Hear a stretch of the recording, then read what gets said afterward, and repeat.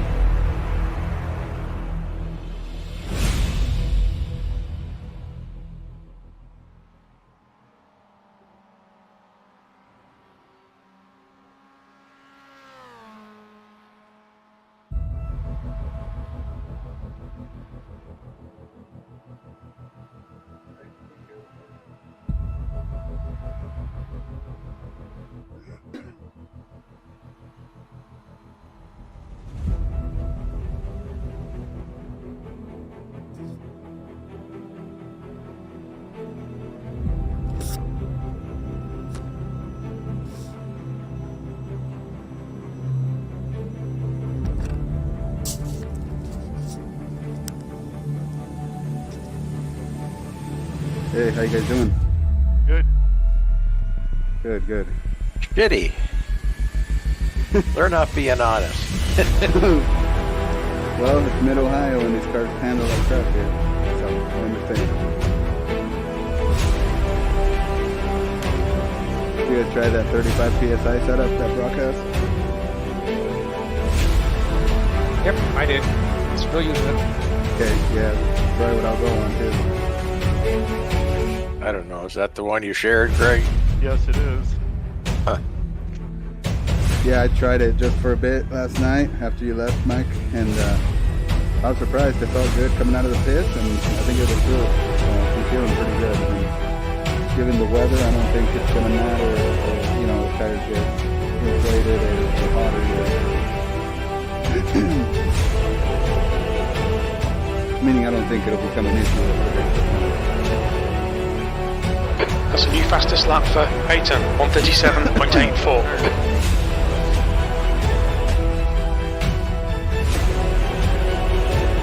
So yeah, Mike Taylor I think said he was going to go by. We'll see, but yeah, hopefully we can get Brock up there and have two guys on the AM voting for the championship.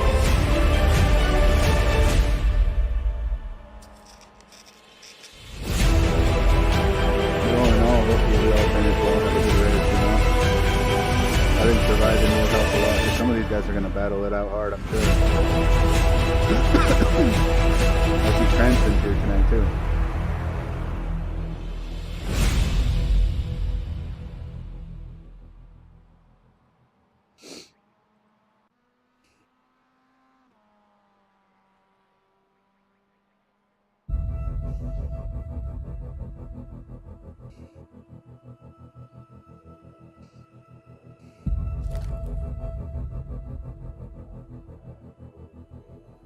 predict a big crash at China Beach on the first lap, and it takes an hour to clean it up.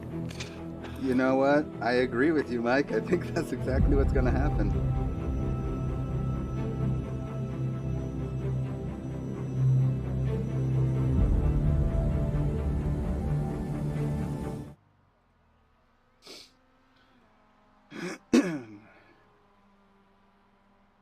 John Allen hit me in China Beach once tonight.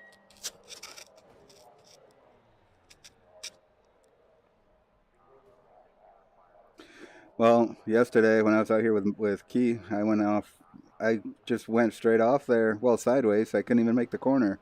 Tried to turn and just, car started sliding completely, four-wheel drift, and I slid sideways all the way to the tire barrier.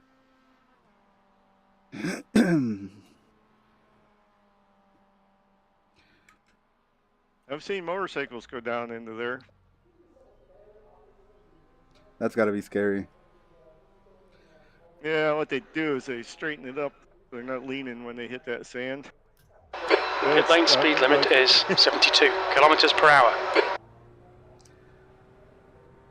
It's scary. I mean, it kind of drops down, so even in a car it could be scary because you start rolling.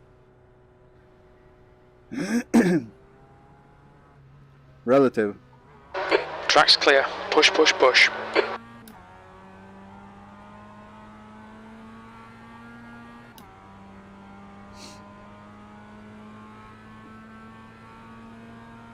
Yeah, what the heck? Steve Daniel, I'm pretty sure, is slower than me right now. And David Payne's a little faster than me. Be the other way around. You know, I noticed that in 10 minutes remaining in practice. I noticed that in practice. Yeah, Daniels was below us in the times, but we'll see what happens, huh? Pat and Key, you guys feeling okay with the car, or still? I mean, it feels like crap for everybody, so. It's an ice con on, right? Is that what this is? Yeah, exactly. Ice racing. Exactly. I figure as long as I break in a straight line or just give very minimal touches and as I'm entering a corner, I'm okay. But the cold tires, it doesn't matter what you do, really. Looking forward to trying that GR86, though. Andrew Kosick races in Spec 5, and he lives like an hour and a half from me. Okay. And he's been racing real cars 40 years or something. And so he's raced at Mid-Ohio a number of times. He says he raced here in the snow one time. Yeah, it's pretty crazy, huh? I think the Grid Life group, those guys have seen snow in a couple of their races too, and not sure where at exactly. That part of the country, though. Yeah, I've worked at Mid-Ohio and Road America with snow. Wow. Yeah. Yeah, it's going to get real cold for you guys. Can't imagine what you guys, I mean, what do you do at that point? Is there a point where they just say, okay, we're bringing the cars in? Usually it's a case of the track just being wet. The grass gets snow on Yellow it. flag, keep your wits about you, mate. I see. So cold, wet pavement can be pretty slick. Yeah.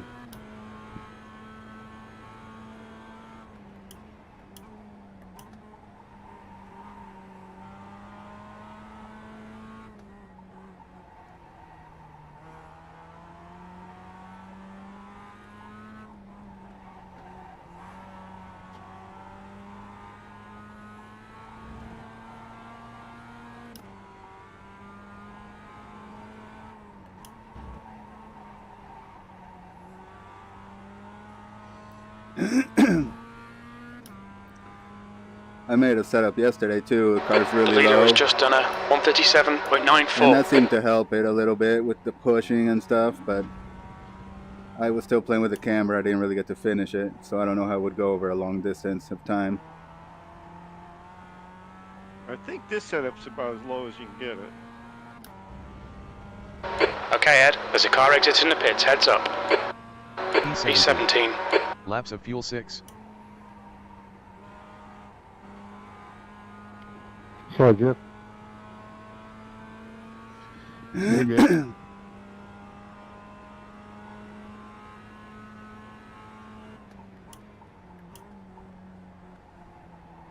I saw we're also getting the F1 car. Tom Rathje just spun at the keyhole Yellow coming flag. out of the pits. Caution. At least we all know it's not just us, huh?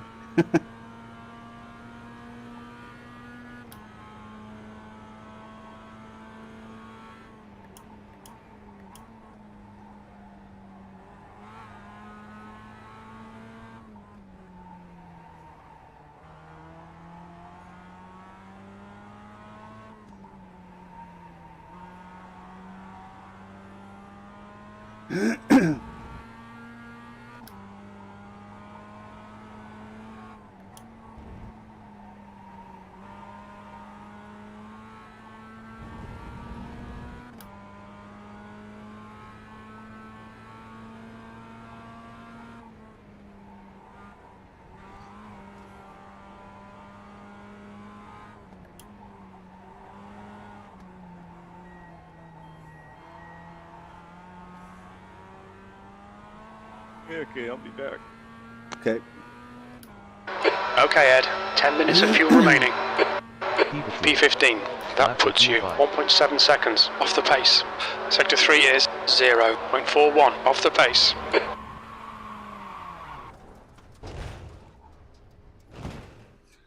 Oh man. I'm looking at the crowd. Yeah, I just went by you. I just went into a big drift around turn 1 and it just never came back.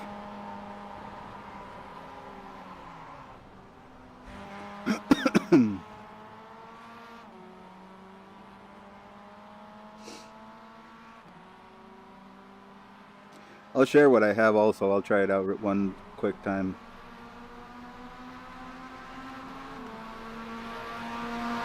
Feel free to try it.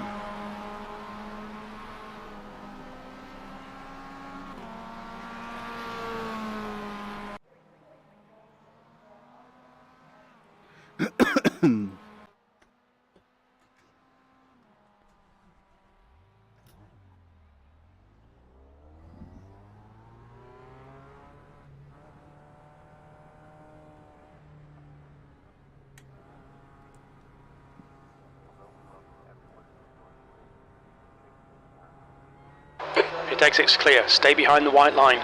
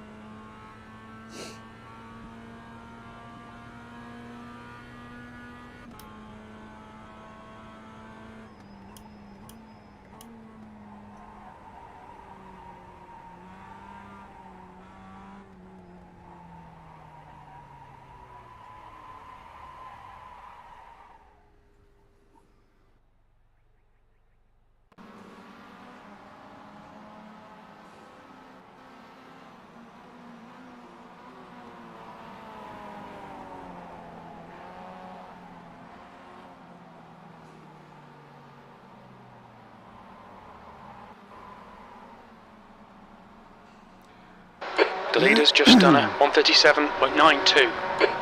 And David Payne's a tenth of a second ahead of me, and Steve Daniels a tenth behind me.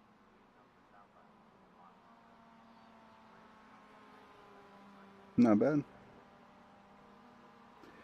Good job, Brock. 3 laps to get heat in the tires and 1 lap to qualify. You know, that's exactly it. That's what I'm noticing too. The car does not feel well until you get to the 3rd lap.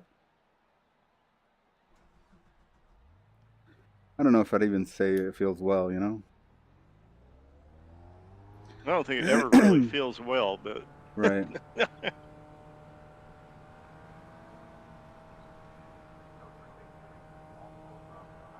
I think it's always loose. The Pit exit looks clear. Tell you. Yeah.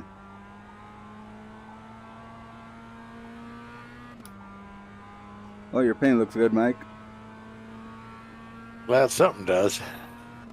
Yeah.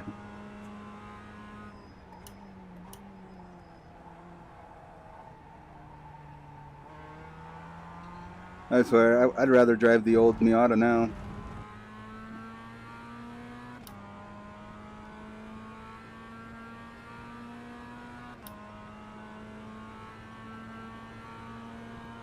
I don't drive anything. New fastest lap for Dam, 136.30. Tomorrow we can start figuring out what we can do. The leader has just done a 137.19. Yellow flag.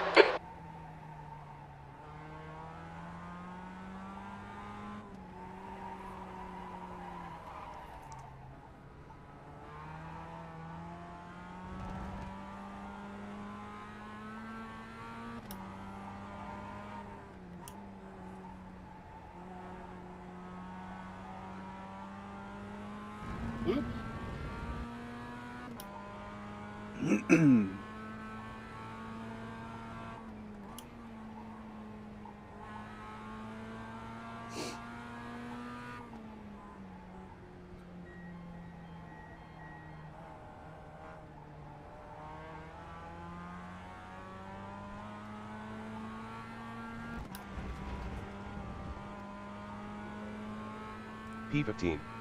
Laps of fuel 7.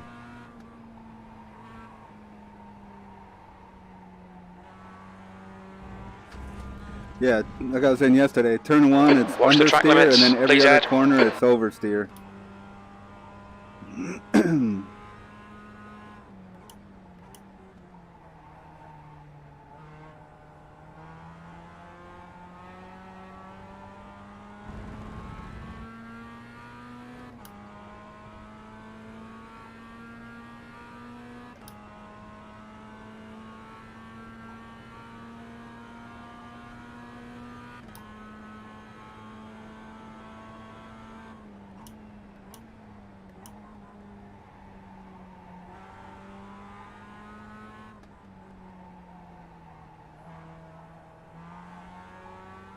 "21 people are here." We'll see how many finish.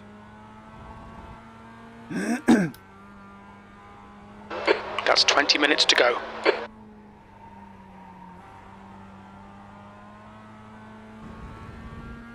John Casey hasn't turned a lap. Oh, I saw him. All right, drivers, 30 On track. seconds. 30 seconds. We'll go ahead and clear the track at that time. Go ahead and bring those cars down on the pit road and park them in the garage and head over to that drivers meeting room in Discord. We'll get things started here in about 30 seconds. 571. 400. Watch your speed. 300. 200. Yeah, there. 100. 0. You know, sometimes I see a car on pit lane with no driver, P15. and then Laps of sometimes fuel the 7. car's just gone, so I guess it's in the garage. I don't know what makes it different, you know? Yeah, I don't either.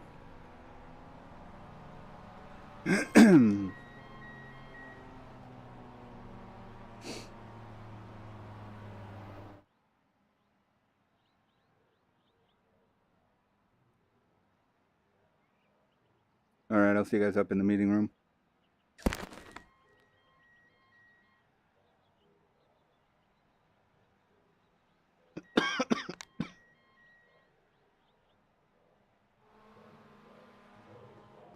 All right, driver's track is red flag. Red flag at this time.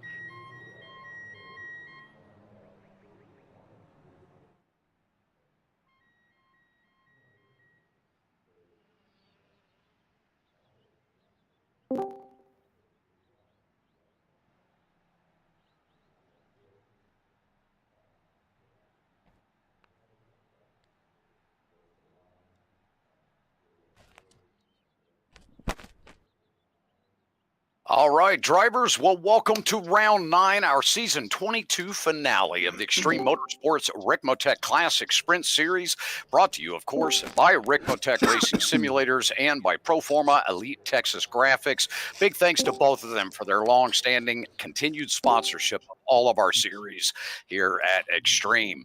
It is great, as always, to be back here at Mid-Ohio as we tackle this very familiar but technical course. And tonight, well, it's going to be a busy one here. These tires are sliding all over the place. You guys are going to have a bit of a challenge on your hands here at Mid-Ohio. Mild temperatures are going to help, though, so that's a good thing. We've got some overcast skies, so that's leaning towards some aid in that handling out there. And tonight is a 60-minute event, so let's make sure that we've all planned accordingly for that. Let's see here. I want to remind everybody that after the post-race, the extended drivers meeting tonight for all of our festivities. So I want to make sure that everybody's aware just to be here for a few extra minutes as we get through tonight's post-race.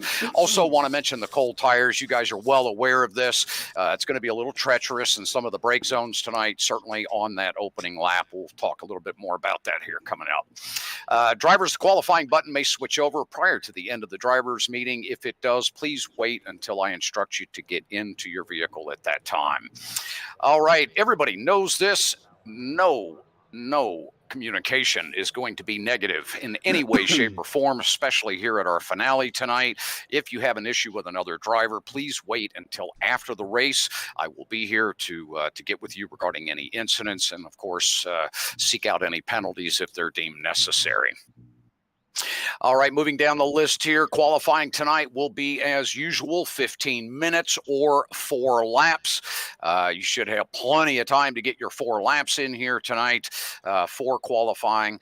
And then the other note that I had here I wanted to mention is the backstretch for our start procedure tonight. So let's talk about that here tonight. The pace car speed is 55 miles per hour or 88 kph. I want to make sure everybody is well aware of that for those drivers that may be up there on the pole. The reason I say that is we're going to send that pace car home coming out of that final corner. So once we get down to, I believe it's turn 13 there, you guys will have to maintain that 55 miles per hour all the way down through the keyhole and then exiting the keyhole down onto the backstretch. The start zone for tonight occurs at the first set of cones. Everyone should have seen the diagram that was sent out in the race bulletin yesterday. If you did not see it, the very first cut through as you come out of the keyhole and are heading down the backstretch, you'll get to the first set of cones there at the first cut through section. Okay, Ed, 15 minutes left. That's 15 minutes. I will give a green call to the field sometime between that first set of cones and the flag stand on the backstretch. And everybody should know where that flag stand is. It's just past that little slight kink there on the backstretch heading down to China Beach. So somewhere in that area, I will issue the green. Now, keep in mind, if I issue it early, you're going to have a little bit of distance there to maintain those columns until you reach that flag stand. I will be keeping an eye on that, so let's make sure that we do not step out of that column or try to overtake prior to that line at the flag stand. Anybody have any questions regarding the start procedure tonight? Okay, fantastic. So for those of you that are new to the series that have not been to Mid-Ohio with us, as you've heard, we do use the backstretch just like it is done in real life. You will ignore the iRacing green as you guys come out of the carousel there. That iRacing green will fly. We're going to ignore the iRacing green. We're going to maintain 55 miles per hour or 88 kph across the start-finish line, down through turn 1, all the way up to the keyhole. We'll exit the keyhole when we hit the first set of cones. I'll key the mic. We'll be ready to race at that time. All right, sounds good. Moving down the list here, of course, blocking and all that. You guys are well aware of what the rules are here with our series, so I will not get into any of that tonight. But I will mention that as far as pit entry here, I want to make sure that drivers understand that you're going to want to stay right as you're coming out, or stay left as you're going through the carousel and exiting the carousel there. That's right there at turn 12. it's a straight shot right into the pits there. You guys know that. Let's try not to start making that corner and then make a last-minute dive in there. It really would not be a wise move, because if you have a driver right behind you, they may be pitting as well. So let's make sure that we keep a mindful eye on that and our situation awareness up once we get to the pits. We talk about cautions tonight. Let's talk about pit speed. 45 miles per hour or 72 kph is our pit speed tonight. So let's make sure we're keeping an eye on that. Would hate to see any of you guys get a penalty on pit road here in our finale. If we do have a full course caution tonight, we do not deploy the iRacing caution. The overall leader will become the pace car. I will issue a verbal command as well as text command across the chat. Once that overall leader becomes the pace car, he will be asked to slow to 80% of pace to allow the rest of the field to catch up. And then at that point, we will maintain a 55 miles per hour pace until we go back green once again. The pits will be opened based on my call. Do not go by the iRacing call that the pits are open. They may say they're open, and I may go ahead and issue green for open at the same time, but do not go in the pits until you have gotten a command from me that the pits are open. All drivers caught between the virtual pace car and in front of the overall race leader will be waved around. Also, keep in mind that if you are a lap down driver, you may not pit first, then receive a wave around. Drivers who pit after a wave by was issued will incur a drive-through penalty, which needs to be served within 3 laps of the following restart. Everybody should be aware of that based on our rules for cautions. All right, incident package tonight. There is a 20x limit for this 60-minute event. It will be enforced as follows. Once a driver hits 21x, you will be issued a 1-point penalty. Once you reach 26x, then I will be issuing a drive-through penalty through the pits. But a 1-point penalty will be issued at 21, a drive-through at 26. After the race, we do expect all drivers to come around on the cool-down lap as best you can, fuel permitting. Come around to the garage and park the vehicles. Let's not have any silly antics after the race here. I know it's the end of the season, but let's not go diving into walls or anything crazy like that. All right, let's talk about course-specific tonight. Let's be careful exiting the pits. That is going to dump you right into the straightaway heading up to turn 2 to the keyhole. And be mindful as you're coming out of the pits that cars are going to be wanting to come backtrack left to set up their entry into the keyhole. So try not to go track right coming out of the pits. There's really no need to. You're already lined up for the keyhole for your track in on that. So just stay track left all the way up the hill there.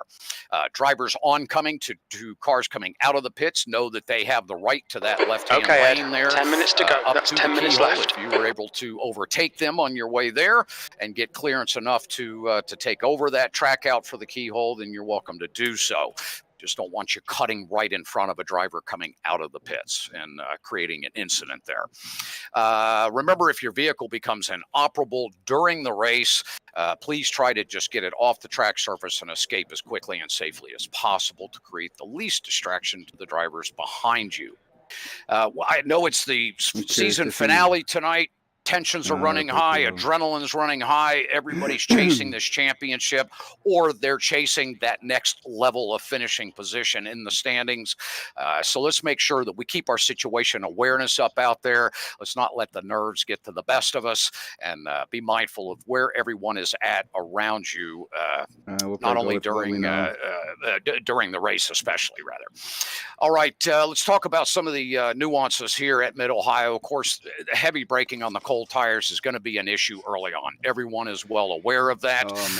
As we get down into China Beach, when we get the green, heavy braking there. You guys are going to be coming into that at a high rate of speed. Fortunately, it will not be quite as quick as you would be on a normal lap because of our start zone. However, it is going to be heavy braking going into that corner, and we know how dastardly it is to get through China Beach, up through Madness, down through the S's, and doing it side by side with the tires under the condition that they are right now is going to be quite cantankerous. So let's just make sure that we're maintaining our lanes. Try not to drift into another lane as best you can when you're going up through Madness, knowing that you have competitors around you, in front of you, to the side of you. So let's try to be as safe It's and, gonna be and hard to hold the cautious line, as we can through that section. You guys are so great and have been this season with these opening laps. I don't anticipate us having any issues tonight. Let's see. The other spot that I wanted to mention, just, the opening lap going through the carousel. And I know that seems like a pretty simple corner, but it has some interesting characters to it. One, in the brake zone entering the carousel, you have that little bit of rise with that crest right there. Tends to upset the balance of the car. As soon as you come over the crest and you drop down into the carousel, it's a bit off camber. It's a bit awkward getting through the radius of the corner. It's a slow corner, and sometimes coming in a little too hot can really create some problems there. We've had issues there in the past at the carousel, so that's why I'm bringing it up. Let's just be very mindful of our entry there and how we're approaching overtakes going into that corner. Let's see. Other than that, I think we're in pretty good shape. Do we have any questions regarding tonight's event here in Mid-Ohio? All right, Chris, hope you enjoy. Hopefully you survive and don't die. I got one. Okay, go right ahead. So the start line is going to be just past the keyhole. The finish line will be the traditional iRacing finish line? That is correct. Yes, Okay, we will use the traditional finish line just like they do in real life. But we will be starting between the first set of cones out of the keyhole and the flag stand on the backstretch. Perfect. Thank you. Yep. All right. Any other questions? See Edgar's mic lit up there in the sim. All right. Sounds good. Okay, guys, we're going to get ready for our opening ceremonies. Let's try this, shall we? Oh, yeah.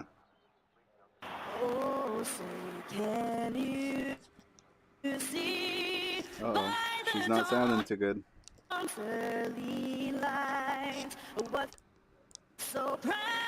That's not us, is it? That's a bad sign already if we're not getting a good national anthem. Who's brought strife and bright stars through the Dude, that's not us, right? That's got to be on their end. or the ramparts we Dude, I don't know. I think it's already bad luck, man. Oh, well, the goal here is to get Mike Taylor to win the AM championship for our team. I'm in the pro division now. I'm hoping to stay in the top 10. We're hoping to get Mike Taylor P1 in AM, Greg Brockway P3 in AM, myself P9 or P10 in pro, and Mike Key and Pat Preventas to be able to survive the race and come away with some good points. So hopefully we can get the Fritosport team up there, guys.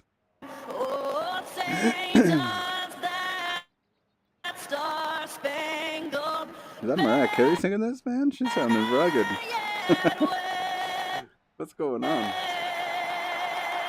All right, Ed. 5 minutes to go. 5 minutes left. The drivers stuff that they do after the national anthem should be coming up.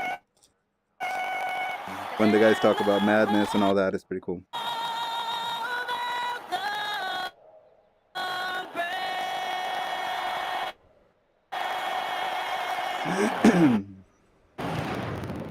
Oh no, it's gonna sound messed up too. Well, a quick lap around Mid-Ohio, it's like a roller coaster. And the reason I say this is because it is like a roller coaster. It's one of those tracks that has everything. It has fast corners, it has slow corners, elevation changes. That's huge in Mid-Ohio. It's a fun ride to drive. It's the madness part comes in with all the traffic and all the racing. Mid-Ohio is one of the it looks easy when you look at the track map, but when you go there, it's very technical. And there's a lot of little details. It's gonna be rough for sure. All right, we're gonna go down to the team room.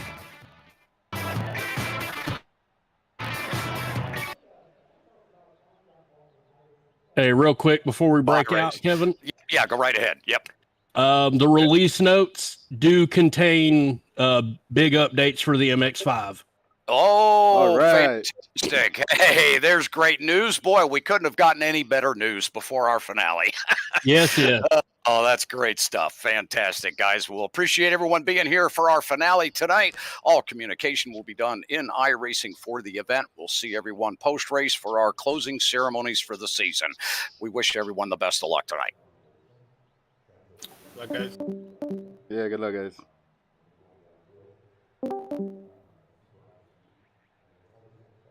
I figured maybe everyone would have a more enjoyable race with some good news. 145 size tires, huh? Let's hope it's something good, man. Good luck, guys.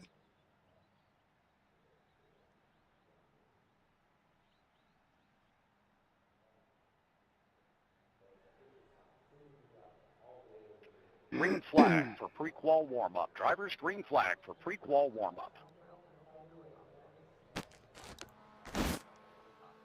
All right, Chris. Good luck, man. Good luck in the races.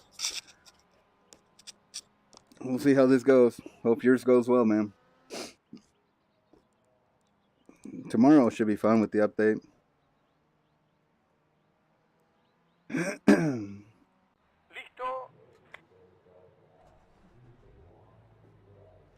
I'm sure Cranston's going to be fighting for points here tonight, huh?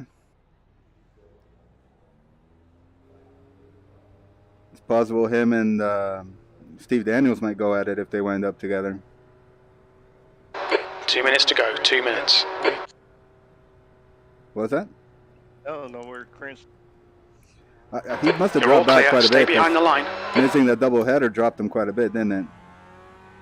Yeah, that'd be using both your drop weeks right there. Wow, that's rough. I'm surprised he missed it, you know, because I thought he was trying to go for the championship.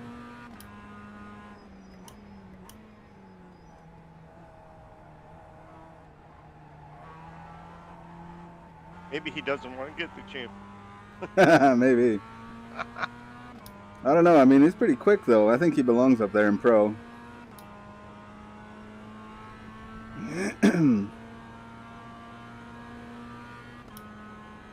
He's sitting in P6 right now.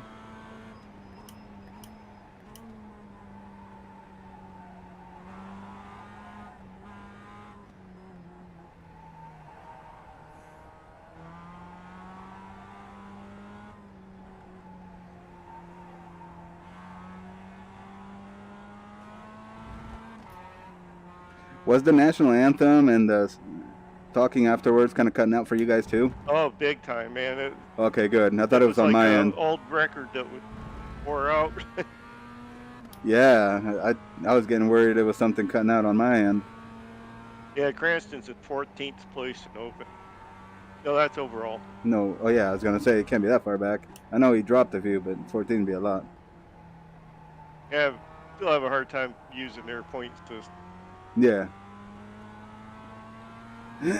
Okay, he's in 5th overall. Okay. Well, it's possible he could win. P15.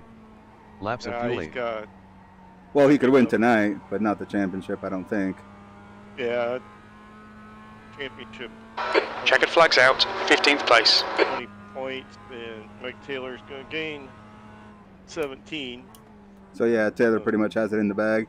So now the goal is trying to get you up there, huh? That's the end of the session. P15. All right, guys. Good luck in qualifying. Hope everybody has a good race.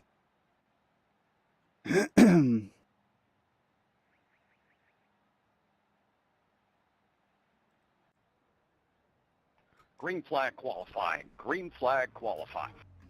Okay, here we go. Pit exit's clear. Push. Okay, Ed. We've got 4 laps. Let's get this done.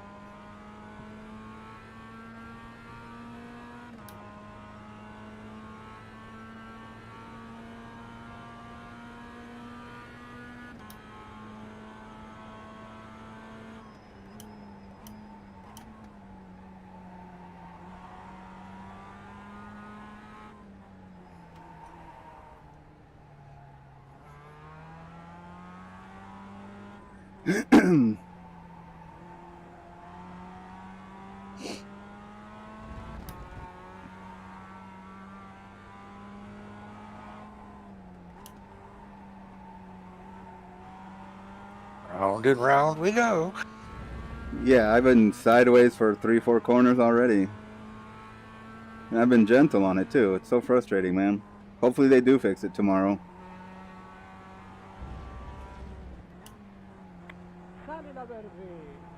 Maybe just Sunday driving will get us positions, you know? But I can see Bobby and Cranston fighting. See where Daniels and Payne go. But yeah, I think you were right, Key, as far as 3 laps to get this qualifying in. It's going to be the final lap that it gets us anything as far as times.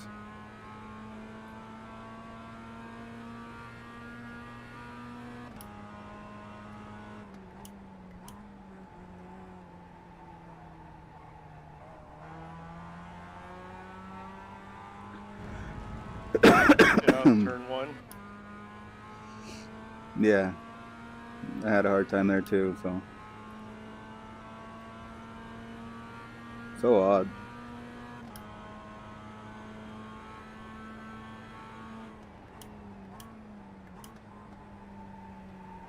I'm having heartburn. My throat's really dry. I hope I'm not getting sick. Heartburn's annoying too, man. Did you eat something spicy? No, not really. I got Tums right beside me. If I could loan you some, I would. I took 2 before the race. I hope it kicks in.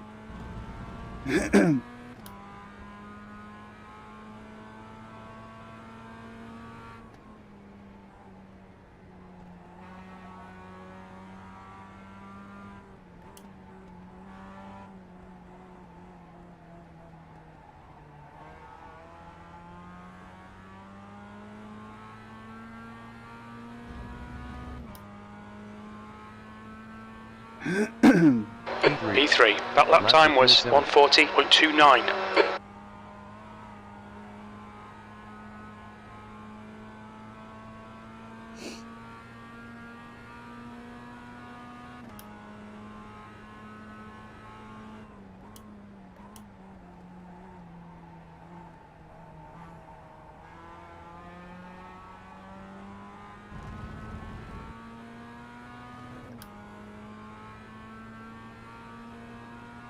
Been number 2.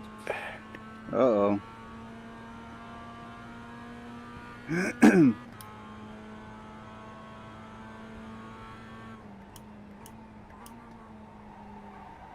Oh man, second lap I get freaking X.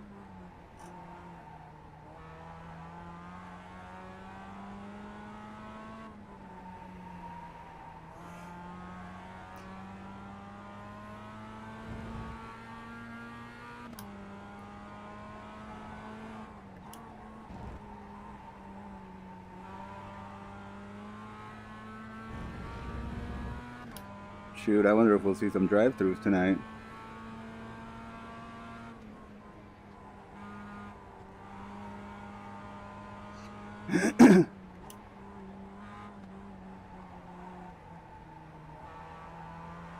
The leader's just done a 137.17.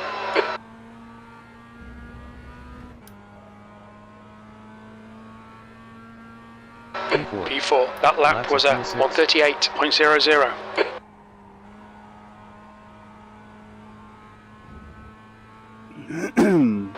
The guy behind has just done a 138.20. The leader has just done a 137.13. New fastest lap for Dam, 136.84.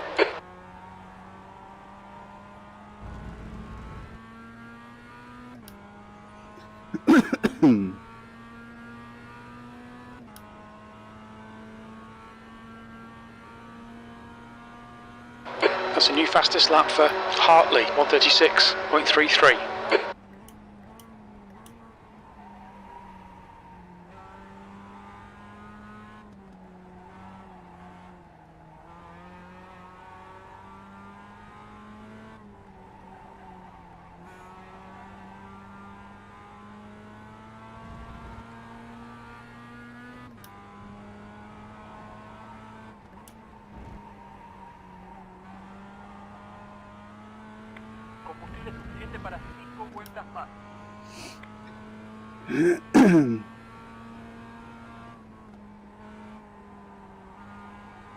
Relative.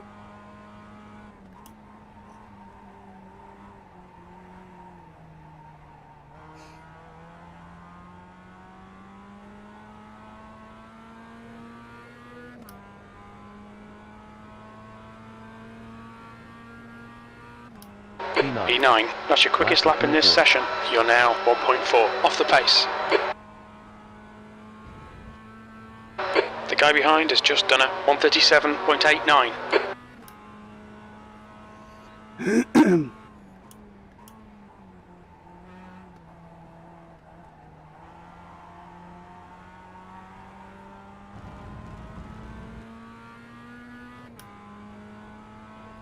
Timing.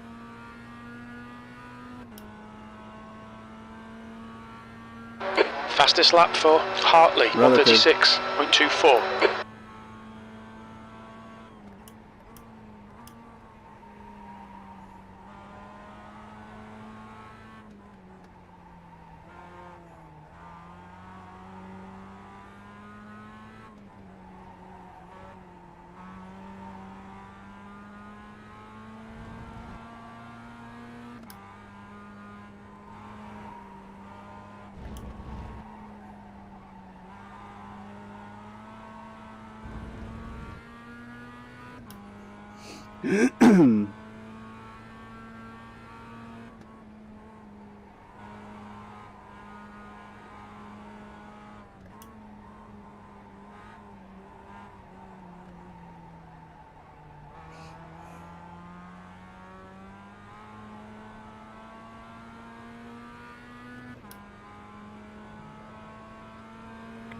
Bandera, cuadros al paso por meta.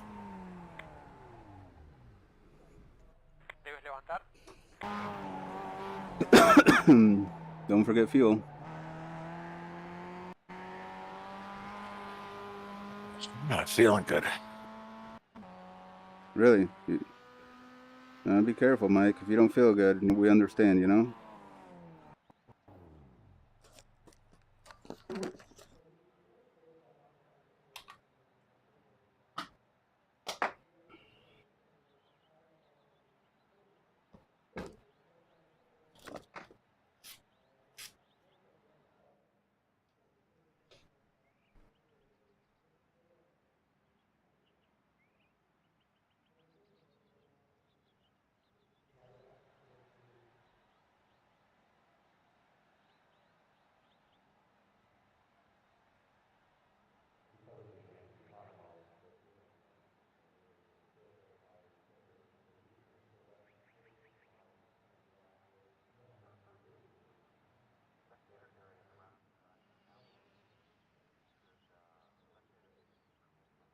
John Allen didn't get a qualifying lap.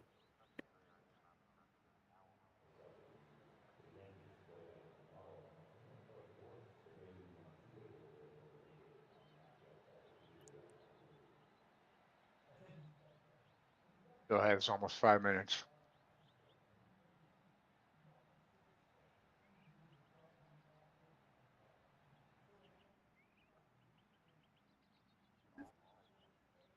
How you doing, buddy? Come. You want to come lay down?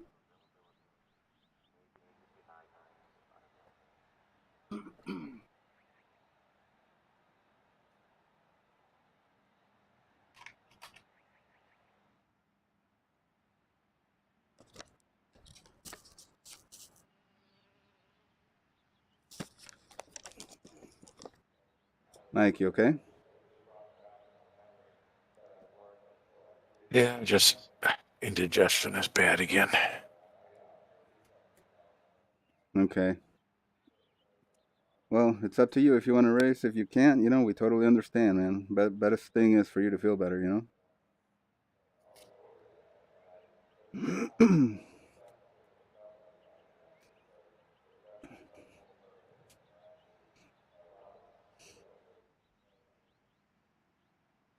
Hope you can start feeling better soon. That's such an annoying thing to deal with. Yeah, I got a doctor's appointment Friday. Good. Well, you let me know how that goes too, okay? This is something you've been fighting for a while, Mike? Last couple of weeks. Oh, okay. Hope it's nothing serious. Yeah, I agree. Edgar, how's your daughter doing?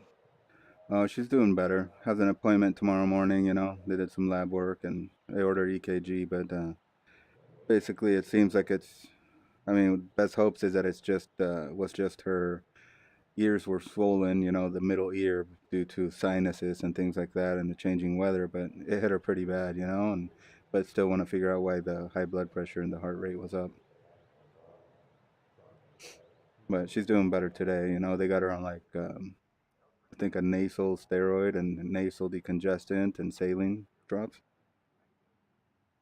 My old ear, nose, throat doctor, the walls are thin.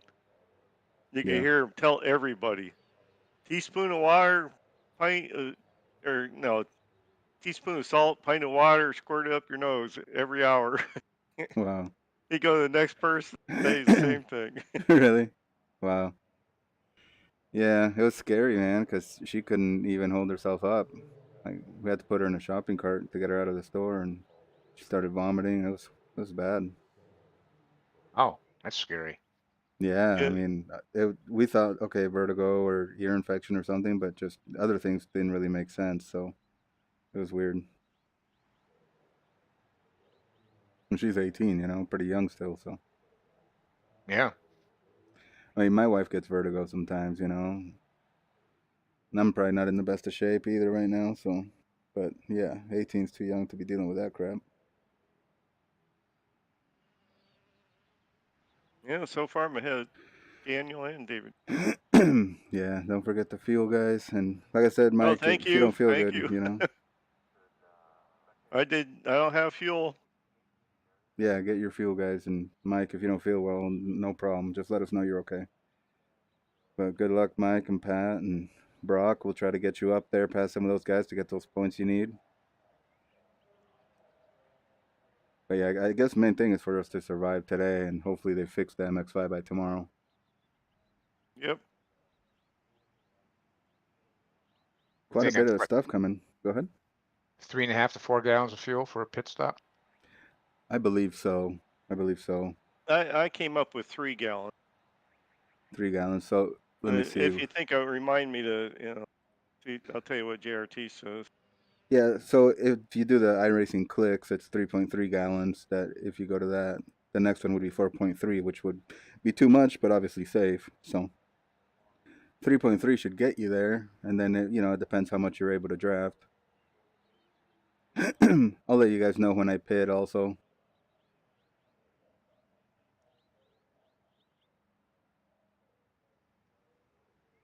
Oh wow, Cranston qualified P6, and then Bobby's the next dam in P9. John Allen P10. Wow. What the heck happened? He must have been spinning out or something qualifying. Something. He's right ahead of me. That's the end of the session. In practice, P11. he did 36.3. Yeah. All right, guys. Good luck. Se viene la bandera verde en una vuelta. All right, drivers, Izquierda. stand Por by. ahora, los boxes So we kind of están got a half a cerrados. lap, get tires warmed up. 1.5 lap. Big Well, yeah. It'll be. congratulations to our pole sitter in our pro class, Robert Hartley, and our AM pole sitter, Mr. Jeffrey Cranston. All right, drivers, we will deploy single file here tonight. We will deploy single file. We'll remain single file until we exit turn 1. Now, we are going to ignore that iRacing green that's going to throw as we are coming out of the carousel there. We will remain single file, ignore the iRacing green, and continue on through the keyhole. We will pack up and pair up. You'll get that call exiting turn 1. And as we exit the keyhole, I'll give you the standby call and then prepare for the mic to open at the cones. We might as well Kevin, stay are two. we switching sides? No. Negative. There will be no switching sides tonight. Might as well stay too wide, man. We'll get single file for a couple of corners, then go back too wide.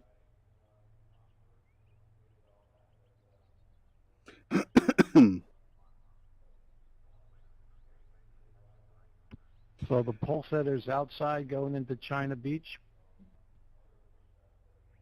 I apologize, Tom. Yes, we will need to switch sides. We will do that coming right out of deployment here. My bad. That is correct. We do need to switch sides to get the pole sitter to the inside of China Beach, which will be turn 1. P11, 60 minutes. Upon deployment. All right, guys. Good luck. Good luck. Have fun. I got Clifter next to me.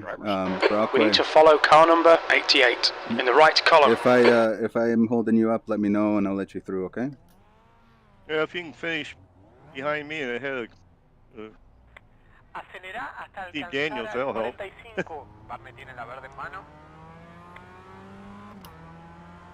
Yeah, I'll try to stay up there, but do you have Daniels right next to you, Okay, right? Ed, are you ready? Watch for the lights. Yeah, he crossed. Green, green, green. Okay, well, I'll try to get away, and if you can follow through, no problem. Yeah, we might be far enough apart, don't make any difference.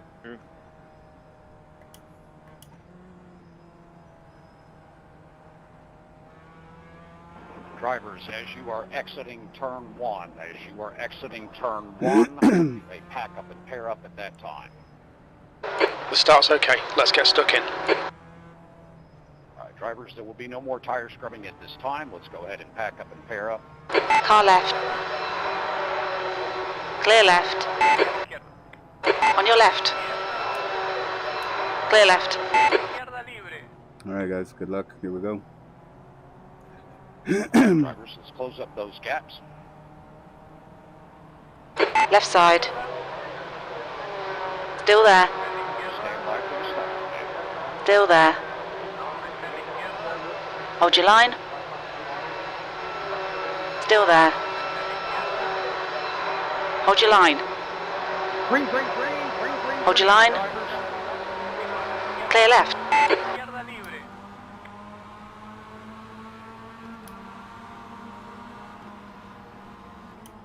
On your left.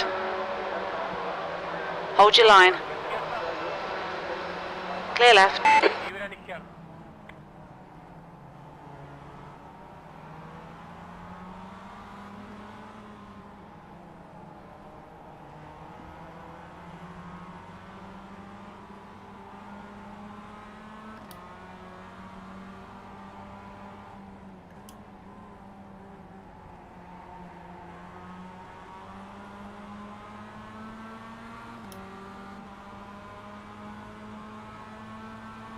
Right side, clear right.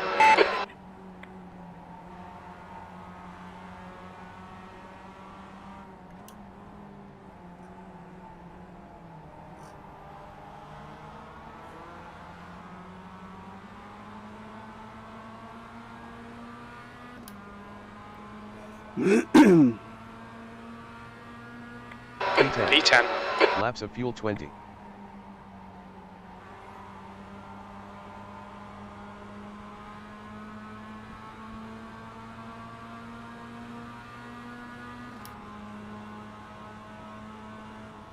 Car right. Clear right.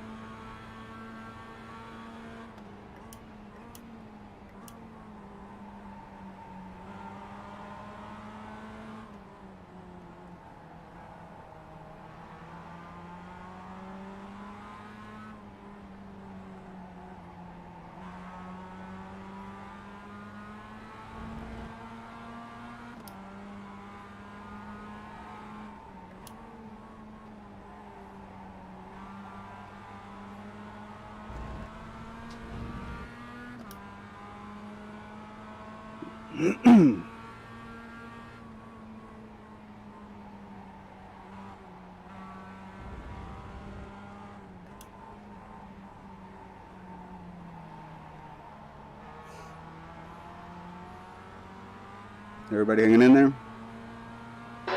leader has just done a 137.44. Okay. P11, Sector 1 is 0.8, off the pace. We need to find a 10th in Sector 2. Sector 3 is 0.47, off the pace. Daniel's half a second behind me. Okay.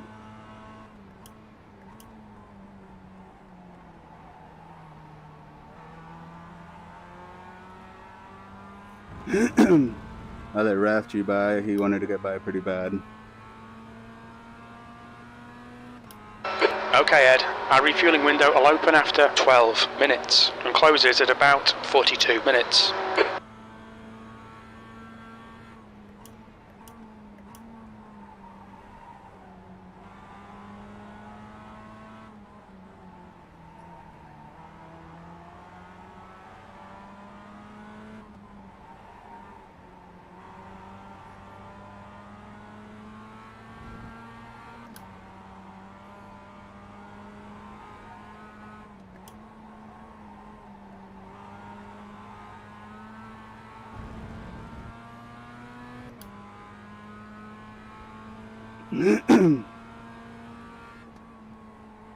Try to put Clifton between the two of you there, Brock. Good job.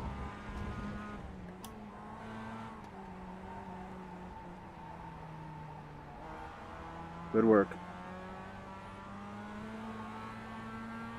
The leader has just done a 136.63. That's a new fastest lap for Ayton, 136.46. That lap was a 137.67. No Jacobs tonight, huh? No, he got called out on business last minute. Oh, that's too bad.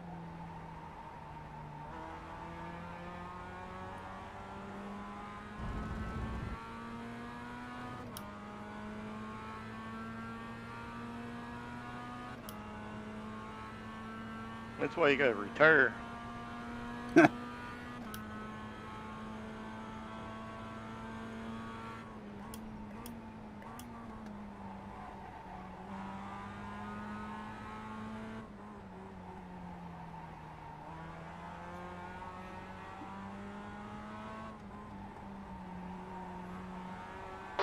The gap in front is now 1.6.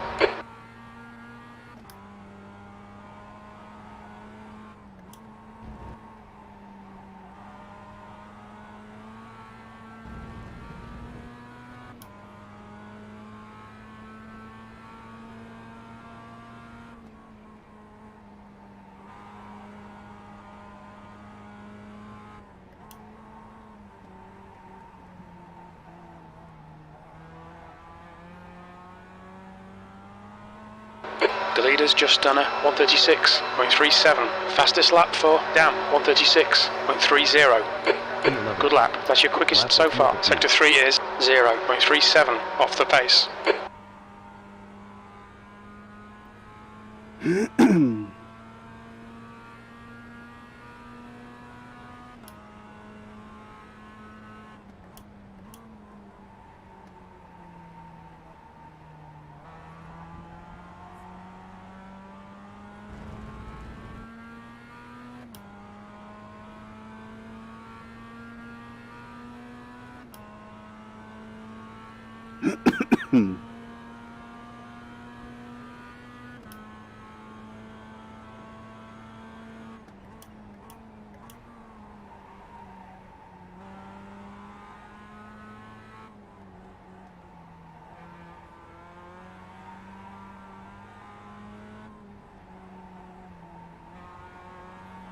The gap behind is now 2.2 seconds.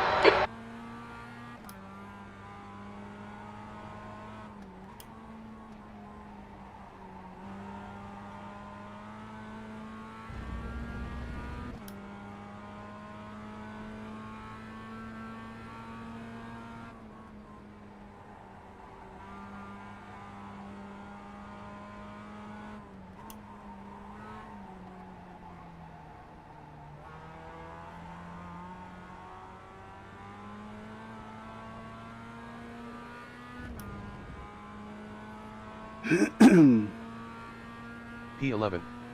Laps of fuel 14.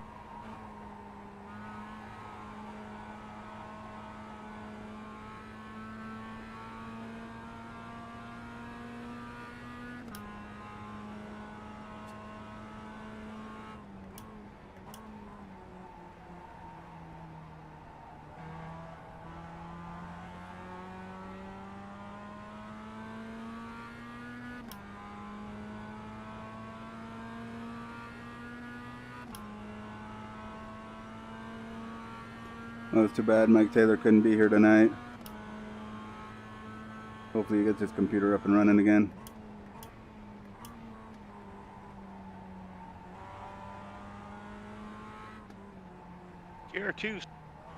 JRT say I only need to add 2.2 gallons.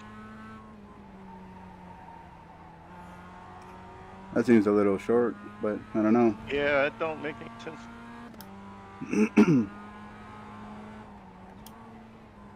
Sure, it'll change soon. It's possible that since we didn't go on the start-finish line, it might have confused it, maybe. Oh no. Relative. Like I said, it goes off the last 5 laps, so.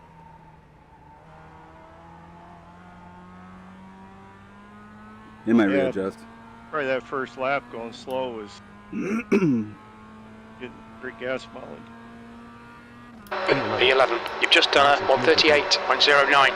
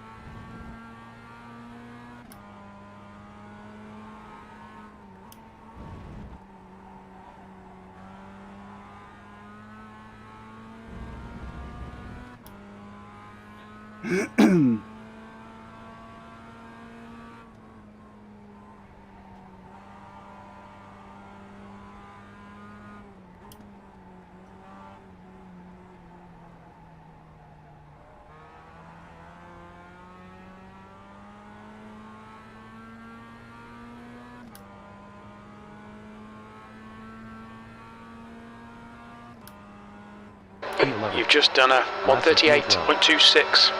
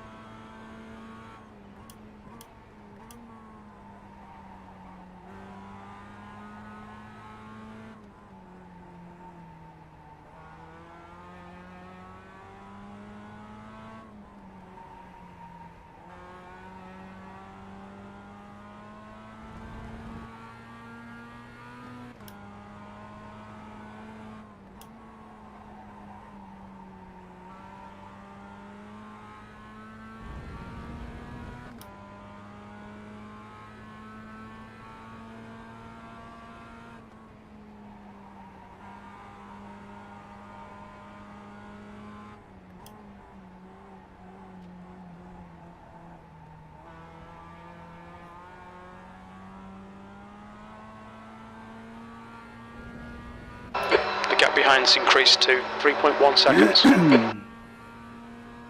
Your lap time was at 138.03.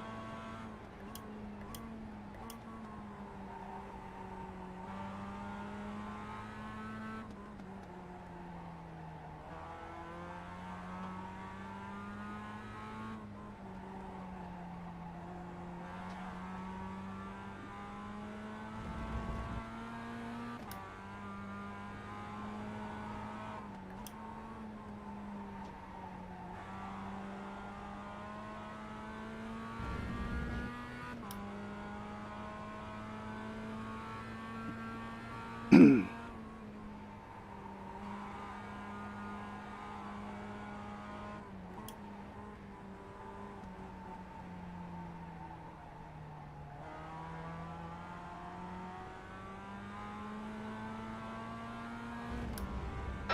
gap in front is now 4.1 seconds. P11. Laps of fuel 10.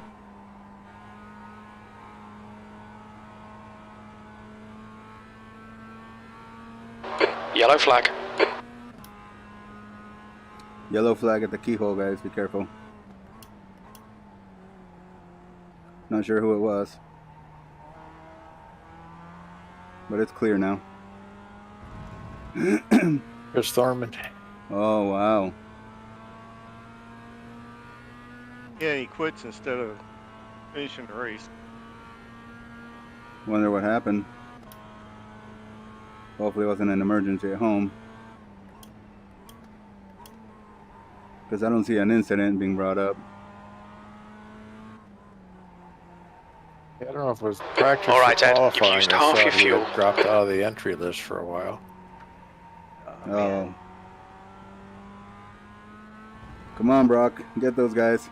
Stick with them. Yeah, Steve Daniel just hit me, just about spun me Sorry, out. Greg. No problem. Focus and you got it, man. Yeah, as long as Payne can be 4 places ahead of me, I'll probably still get third, so.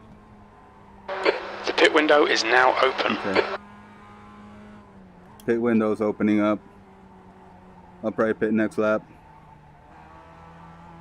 Yeah, I think I'm gonna pit next lap. Says they only need 1.4 gallons. Really? That's weird. Yeah, mine's saying 2.3. We're looking all right here. Laps of fuel Keep 9. your concentration nice and smooth. 10th I position. started on a full tank though. Yeah, 6.5, right? Yeah, Yeah, me too. I got 4.4 left yet. Yeah, I got 4.2 left.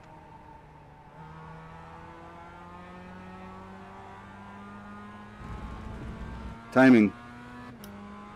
I'm gonna take 3 gallons. 'cause Relative. I don't believe that. Yeah, I never had JRT be that wrong before. Interesting, huh?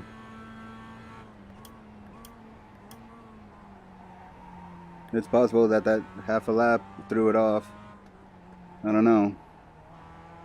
I was just told that pit window opened on this lap, so. And it told me before the race that it would, at the 42-minute mark it would open.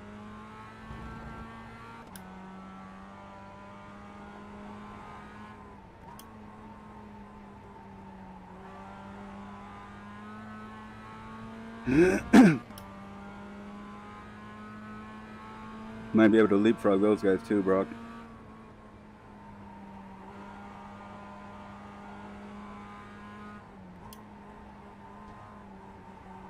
Yeah, I've never had JRT that far off.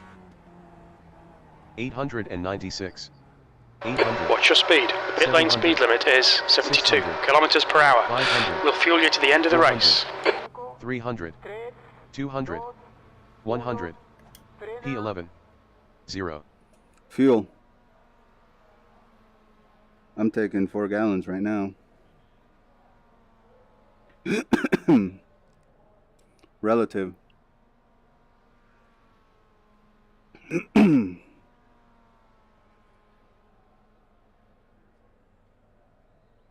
Yeah, okay. Steve Daniel just got around me, but now I got 3.4 seconds behind me. Nobody's gonna hit me again.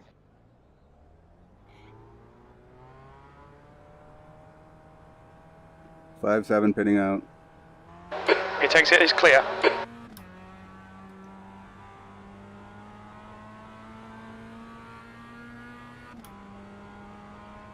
Fuel.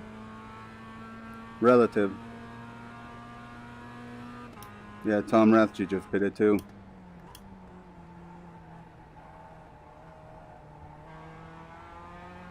Take tires.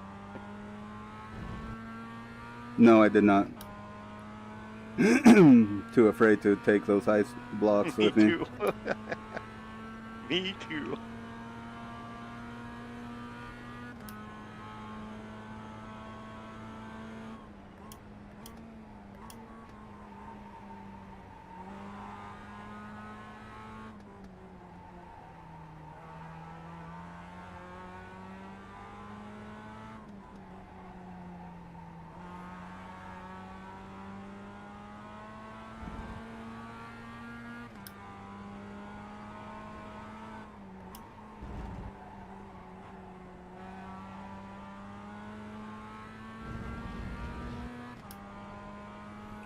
Oh, Rast, you lost connection.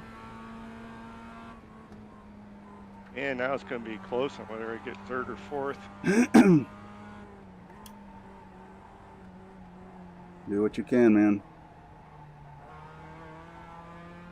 Almost spun it in one. You did what I did earlier. Yep. You guys okay though? Kept going? Okay, Ed. Don't think about the lap times. Just hit each and every apex. 18th.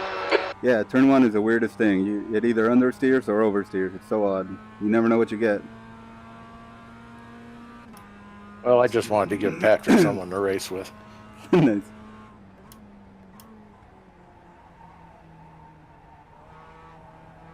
No, oh, okay, Brist is here tonight, huh? Brist is way ahead of me. Okay.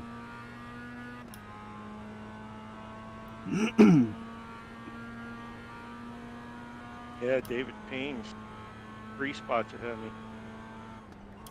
Yeah, it's about a tie. Go get him, man. Don't give up. Push it all you can, Brock. Or pit early. Try to undercut.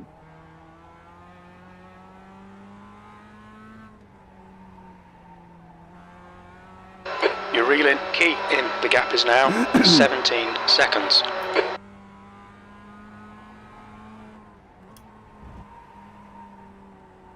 Michael Key, you're using JRT, aren't you? Yeah, I am. And you're still showing like 2.2 gallons? 1.4 is what I need, it says. Wow. I believe JRT. 2.2 or 3 is a big difference, but might make a second pit stop.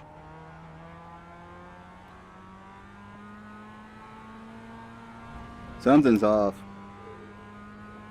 It said I had 2.6 gallons left when I came in. Laps of fuel 26. And it gave me 4 gallons. Yeah, I still got 3.4 gallons. You had Yeah, 2.6. I don't know how. Yeah, I have no idea how. There ain't no way we're that much different on fuel consumption. Yeah, something's off. That's... I don't know, man, but just be safe, guys. I think I'll take the JRT telling me I got 3 gallons.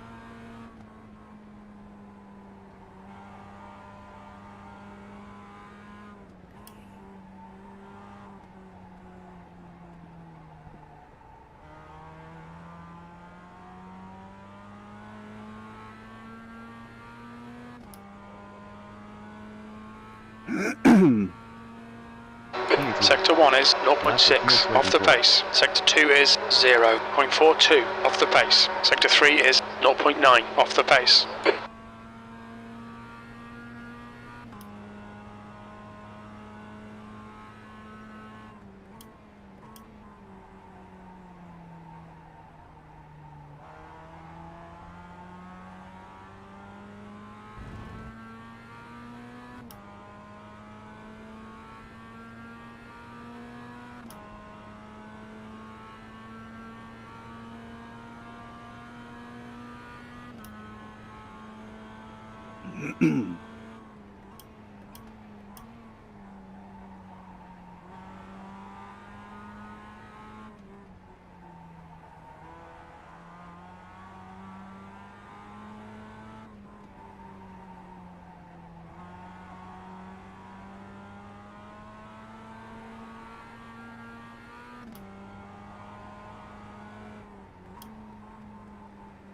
You almost spun it in turn 1.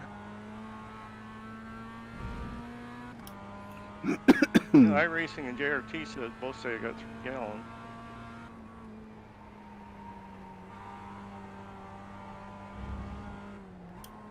And we're almost halfway. Yeah, that's starting to sound about right.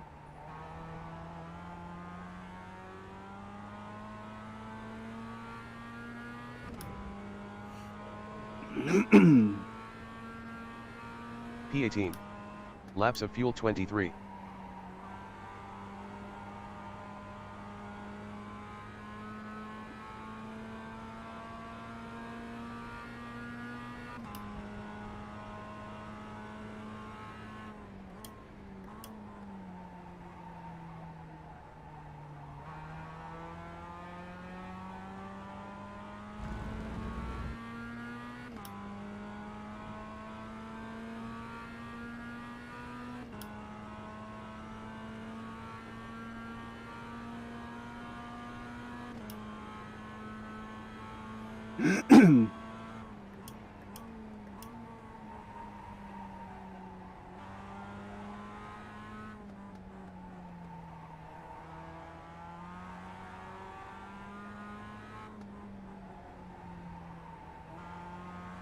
The gap ahead is now 13 seconds. P18.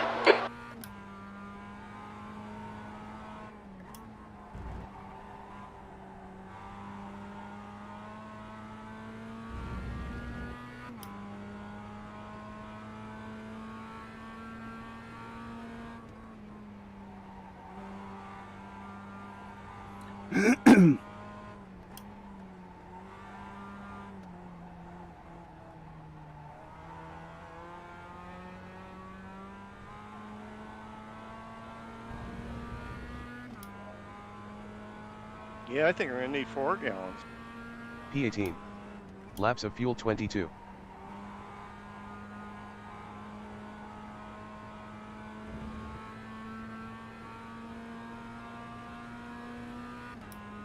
Timing.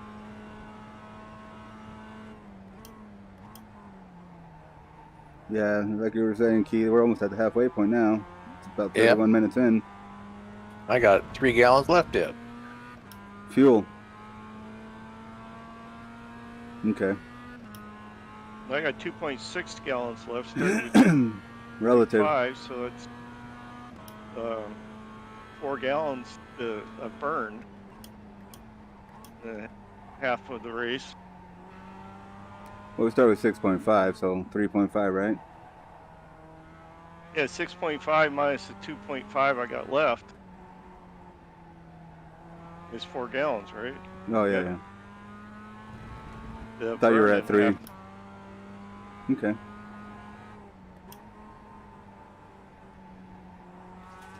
Wow.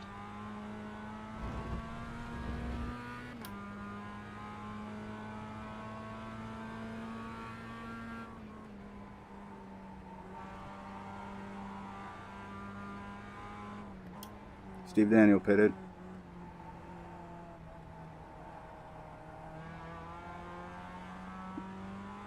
Oh, he's coming out already. P18. Damn. Relative. Laps of fuel 21. I must have had a bad stop myself then.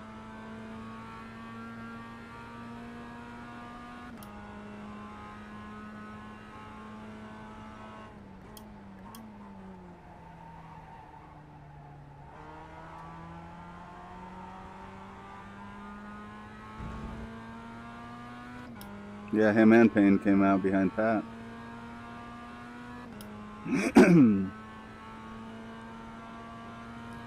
Wonder if they took a lot Okay, less Ed, fuel. that's half distance. We think about 30 minutes of fuel remaining. Yeah, weird stuff's going on for us. Probably other people too. Yeah, I might have to save. I have 30 minutes of fuel remaining, that's it.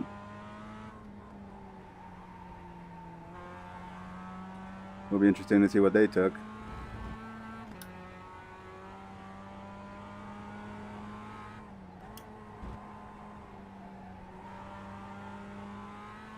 Timing.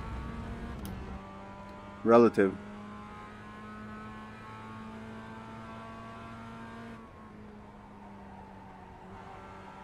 Okay, I'm gonna try to take like 4.2.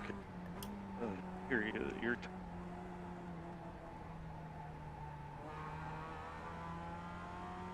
Well, at this point, you might not need that much. Because I took 4, and I'm just barely going to make it if I make it. And you're pitting a few laps after I did.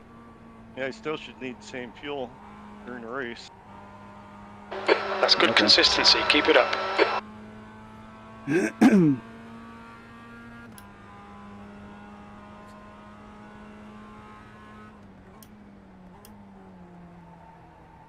Okay, I'm going to hit this lap because it'll give me 4.3 gallons full.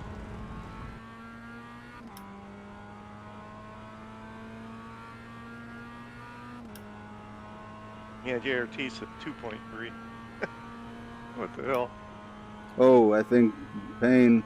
Are you guys Yellow okay, flag. Pat? Vehículo frenado en la izquierda. Auto detenido en la izquierda. The car in front of us is Daniel. You're good. You're good.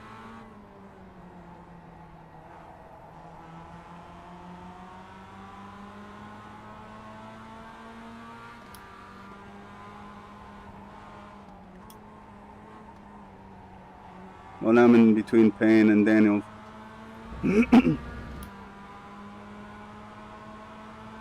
Hold Payne up. Don't know, but they're not behind me anymore. I'll try.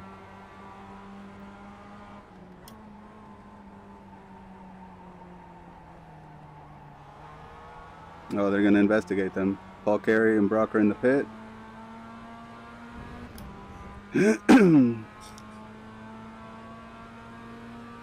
P15.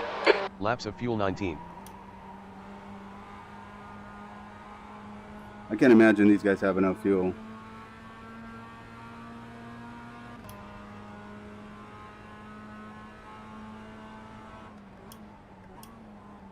Steve Daniels 5 seconds ahead.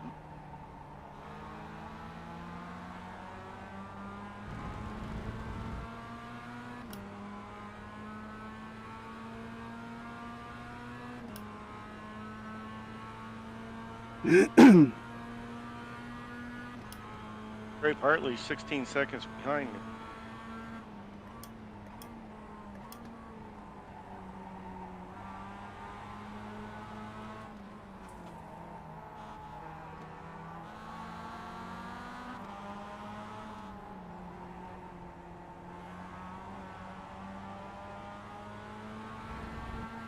Yeah, they haven't pitted yet, so he might be okay.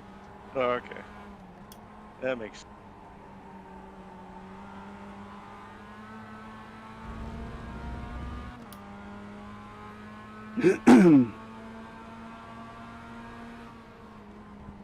96, 5 seconds. That's Daniel. 5 seconds not enough to help me. So you got to go get him. Try to close that gap. I'll try to do what I can with Payne here. Yeah, I got finished like 4 places ahead of 14th. Laps of fuel Unless he 17. screws up anything I have.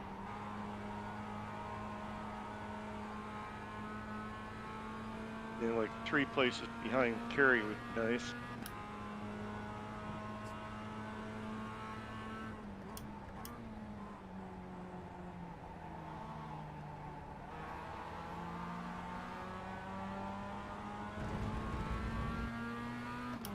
I got the name wrong. David Payne.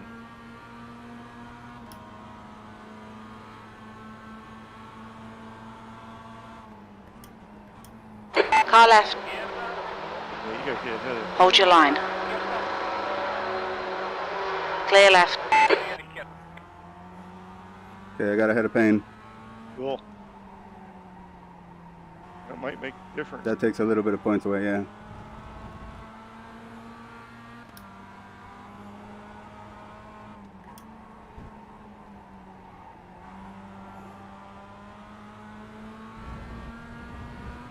And hopefully he makes Daniels want to fight. Try to get it around him.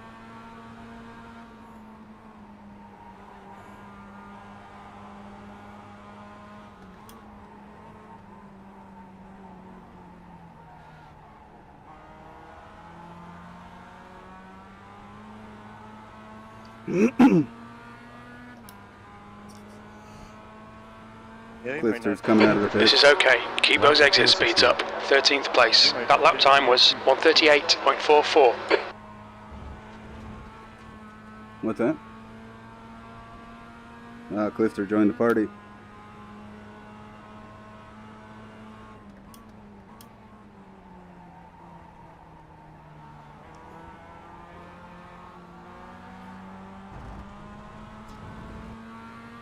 Yeah, I think Keister just went out on cold tires.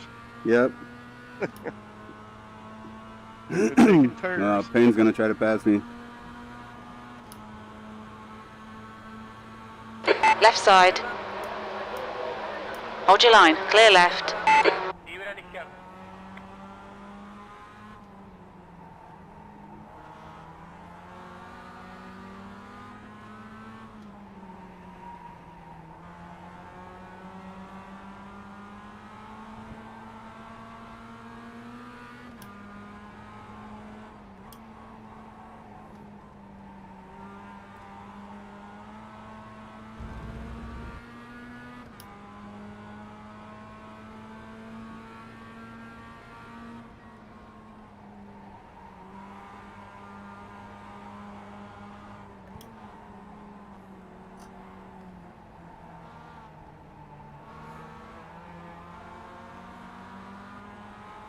Okay, Ed. There's a car exiting the pits. Heads up. Defend your position. Don't let him through. Ed will stay wide at the keyhole. P11. Laps of fuel 15. Okay. Thank you. On your left. Good job. Still there.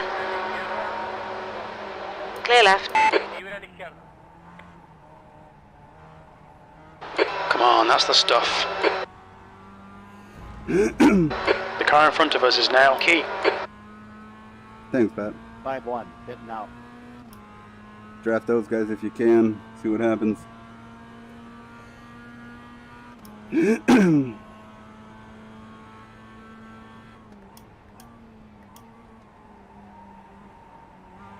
Kyle just spun. Oh, crashed. Yep, totaled it. Ooh. Game over. Bobby. Must have been pressuring him too hard. Man, just that front came out tire of the came off, pit. huh? Oh, I see. He's going to be beating himself up over that one. So I should pit and get it over with. Yeah, it's up to you. Keep pushing, Brock. Those I'm guys are thinking falling back. 4.2 gallons. Well, I'm going to Well, trust JRT and take 1.4. Yeah, see what it gives you. I've never had JRT wrong, but Me either.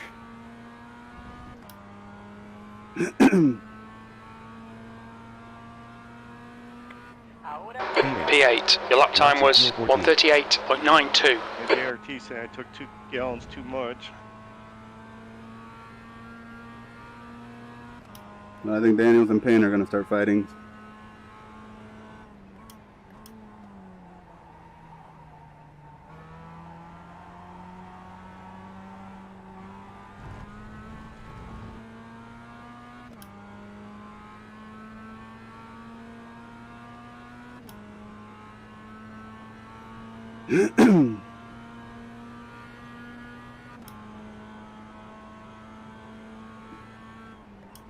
All right, Ed. Relax. Focus. Keep it smooth. That's 20 minutes to go.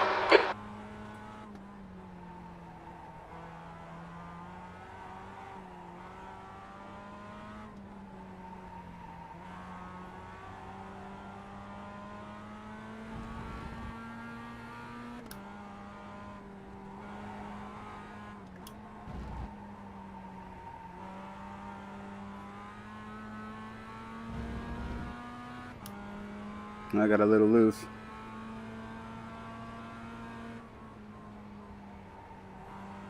Watch the tires. Grape Casey catch.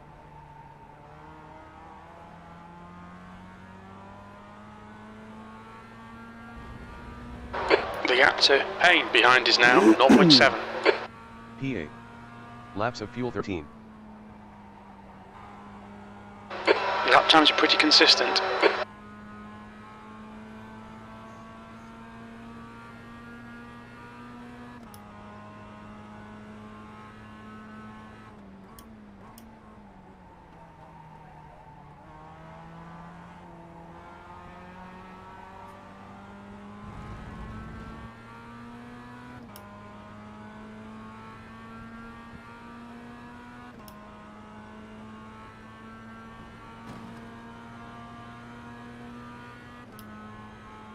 $18 minutes to go.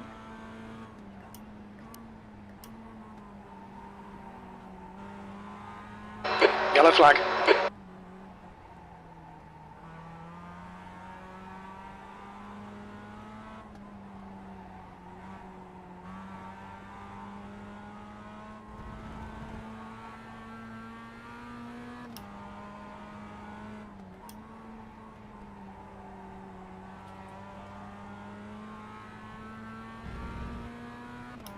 I think Cranston spun in front, but he's going again. Maybe he cooked the tires. Yeah, they're getting slick.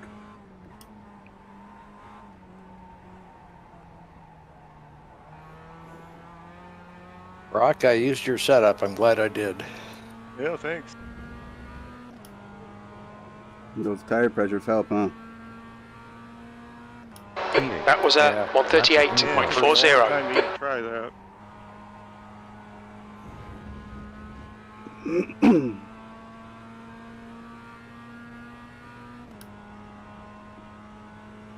Hartley is leading the race.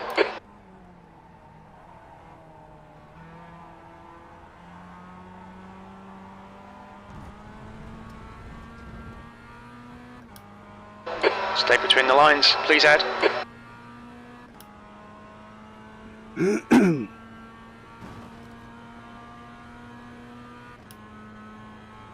Daniel fighting pain.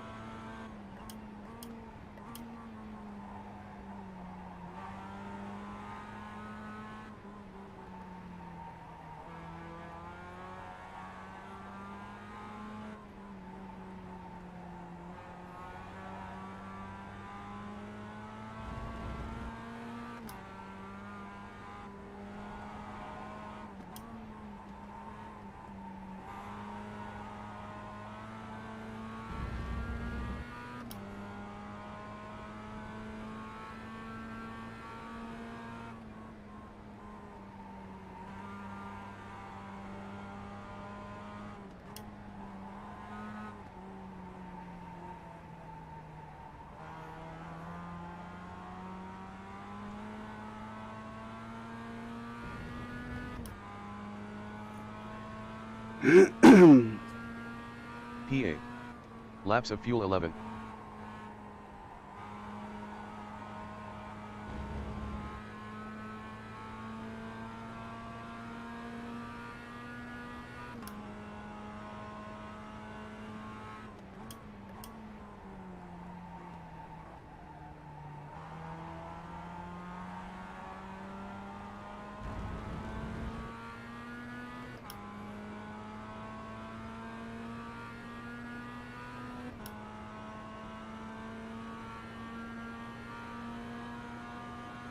Coming up, Brock. Yeah, which side do you want me to pass you on? I'll stay to the left. 15 minutes remaining, 15 minutes to go.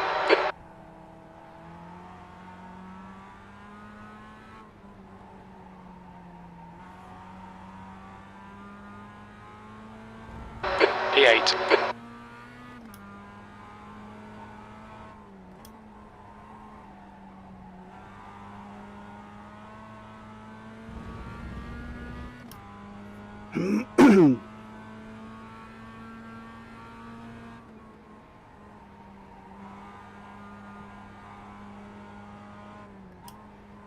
Oh, something happened to John Casey.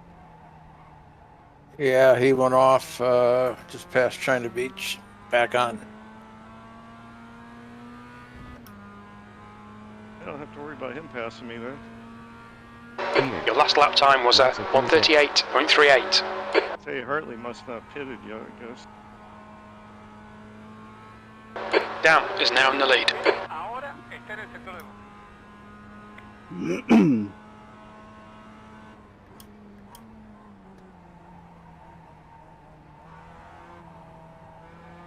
The gap to Payne behind is now 1.0. Third.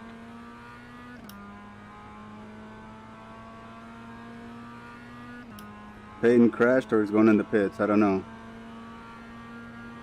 No, he's 11 seconds ahead of me still. Oh, no, wait a minute. I'm looking at David Payne.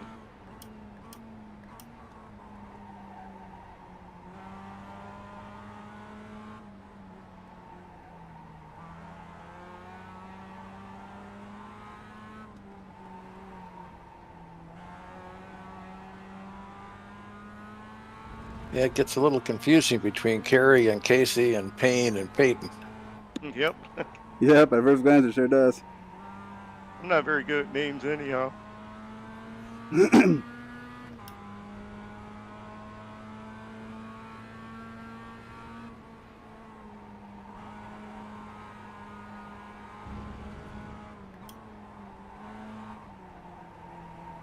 Yeah, Mike Dam's 2.2 seconds. He's going to be pitting it.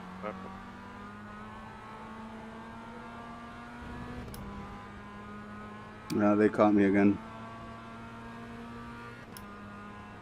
P8. Laps of fuel 9.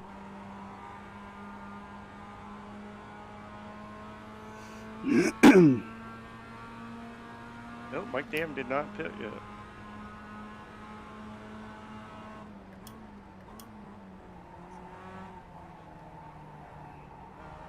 Yeah, I'm gonna have way too much. Okay, Ed, don't let this guy distract you.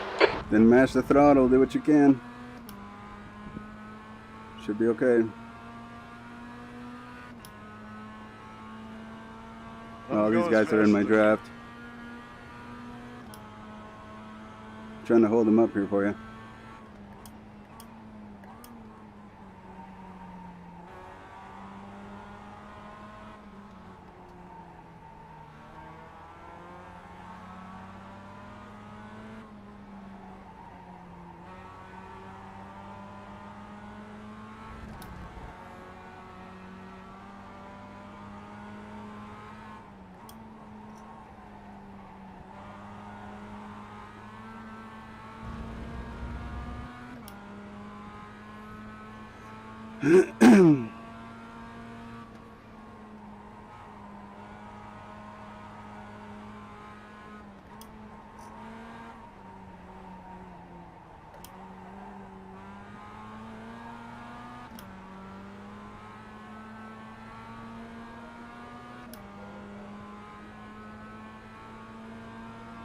That lap was a 138.23. Okay, Ed, your lap times are pretty consistent. Fuel. Mike Dam still didn't pit. Relative. He already pitted.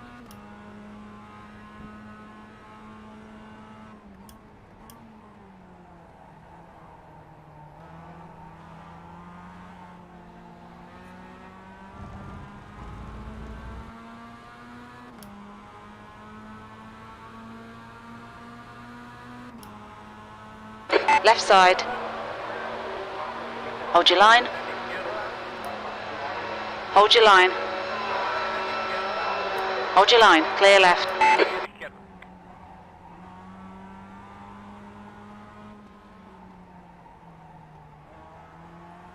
10 minutes to go. That's 10 minutes left. Come on, head up. Keep your focus further down the track.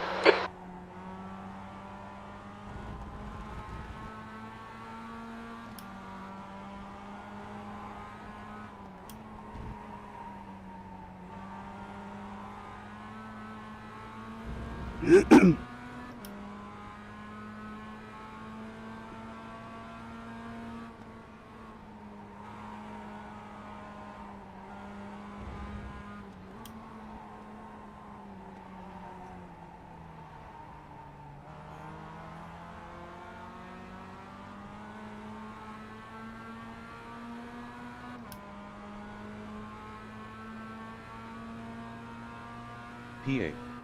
Laps of fuel 6. Yeah, now he just passed me. Now he's going. The leader, Dam, is pitting.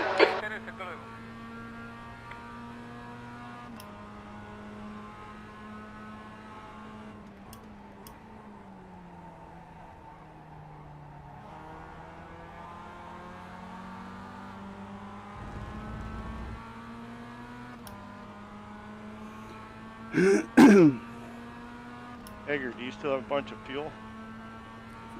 Let me check. Fuel. 1.4 gallons. Relative. Okay, Ed. 10 minutes of fuel remaining. I took 4.2 gallons.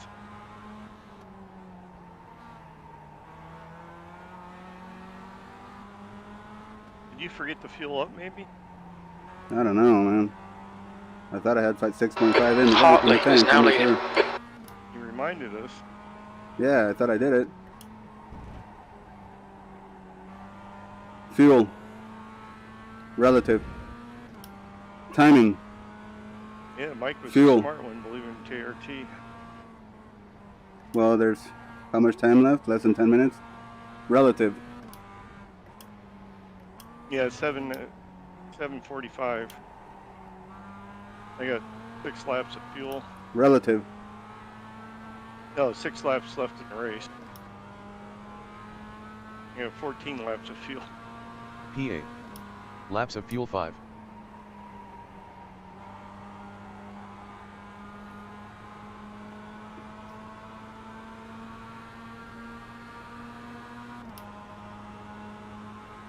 Car left. Clear left.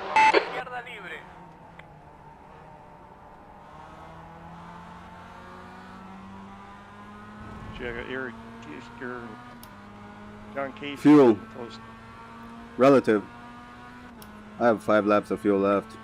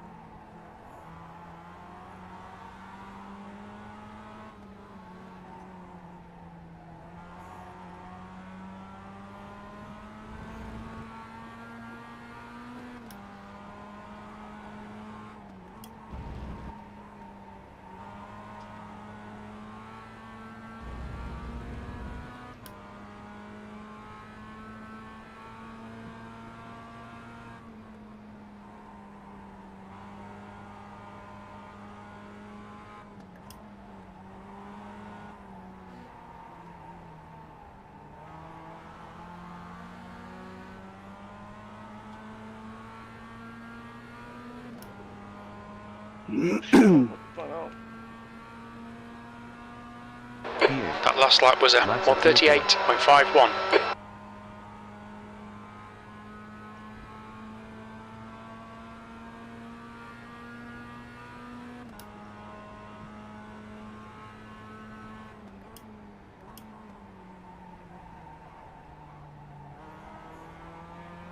Stick to the plan, don't be intimidated here.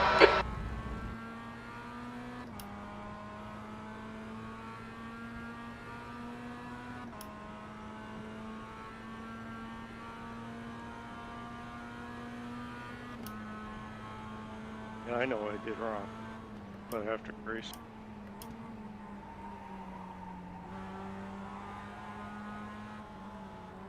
Five minutes. Copy. That's 5 minutes to go, 5 minutes.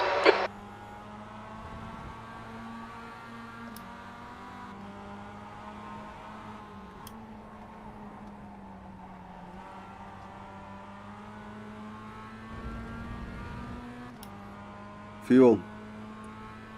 Relative. Oh, no, again.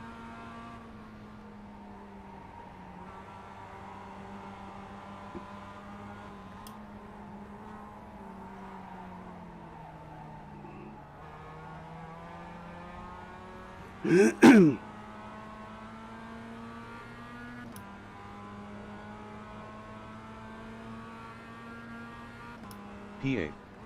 Laps of fuel 3.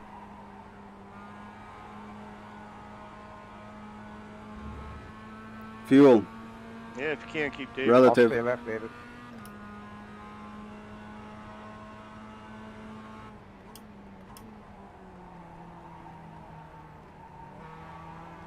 Thank you, Pat. Yeah, I don't know how I'm gonna do on fuel.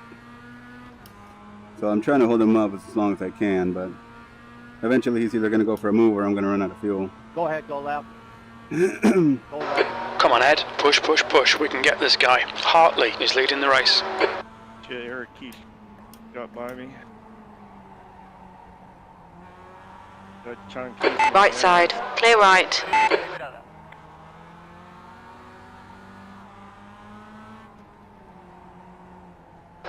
We estimate you've got 5 minutes of fuel remaining. Go left.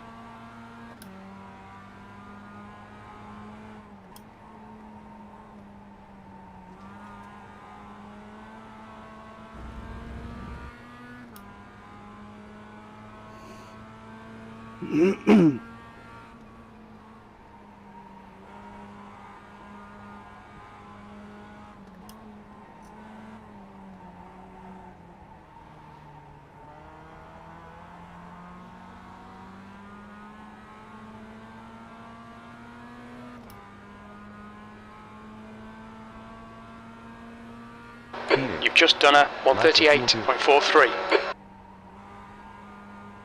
Good consistency. Keep them coming.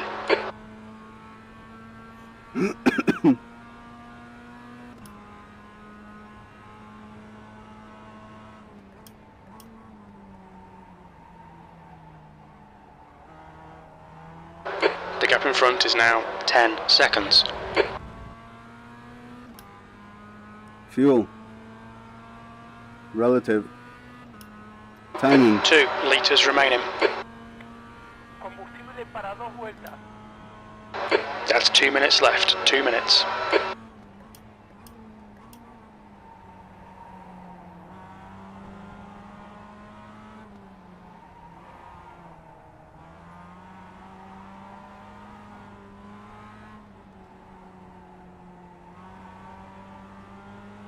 Relative.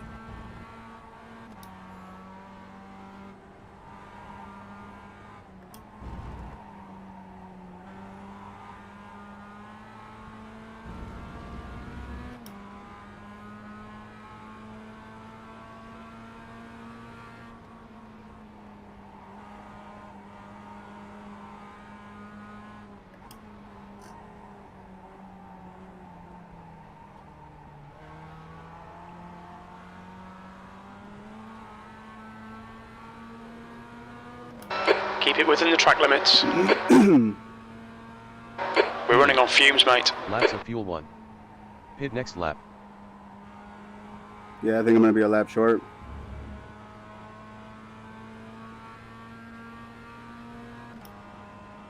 Fuel.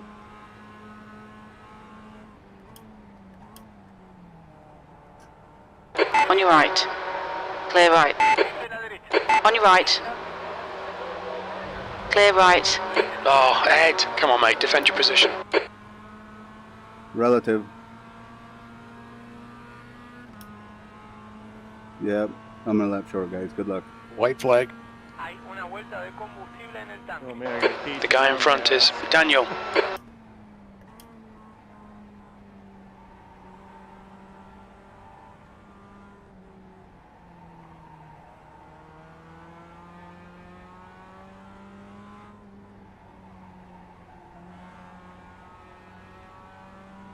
One litre remaining. Very little fuel left. Yeah, sorry I couldn't hold him up longer, man.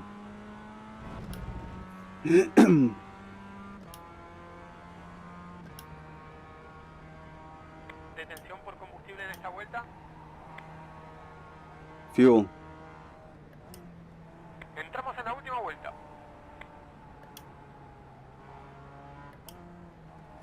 896. Watch your speed limit in the pits. We'll fuel you to the end of the race. 500. 400. Relative.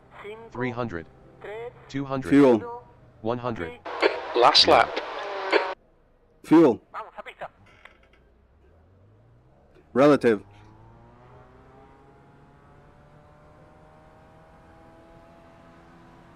There's traffic behind.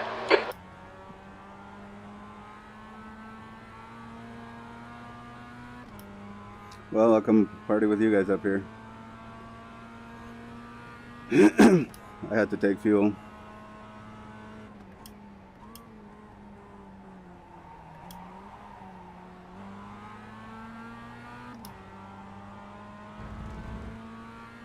Smacker.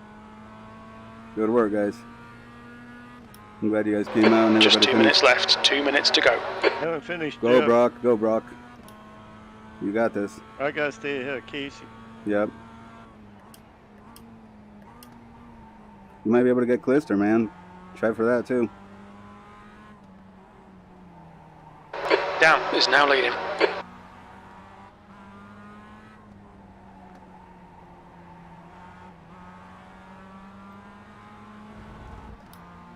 Fuel. Shit, they didn't give me fuel.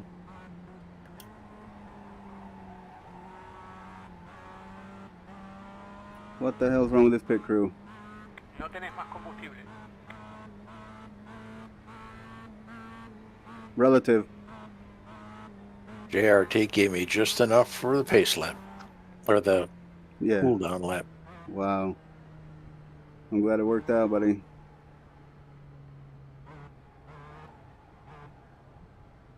How'd you get by Brisk, Mike?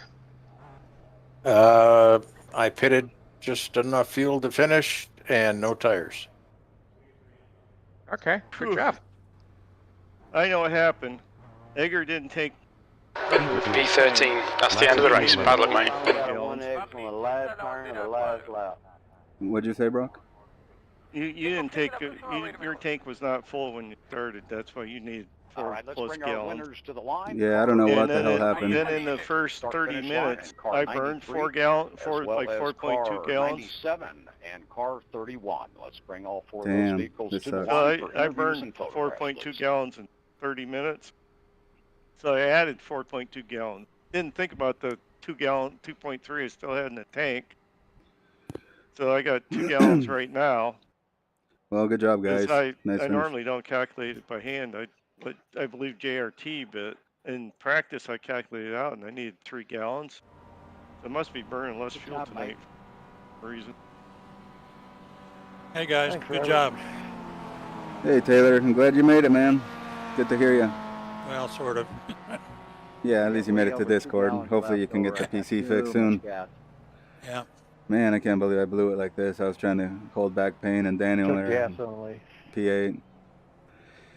What Ran out of happened early? fuel. Looked like you dropped back. Did you stop early? I stopped too early. 1 lap too early. Yeah. I didn't realize it.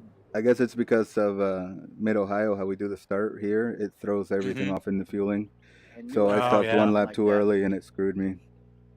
But I thought I was going to be able to make it, but I was pushing the whole time. I had nobody to draft, you know. So Payne and Daniel, they drafted me the whole time, so they were fine. Gotta trust JRT. Yeah, good job, Key. Nice work. Well, Brock, hopefully that's enough to get you P3. Payne finished. It's going to be close. Yeah. Yeah, the broadcast was really good. Yeah? Yeah, hang on a minute.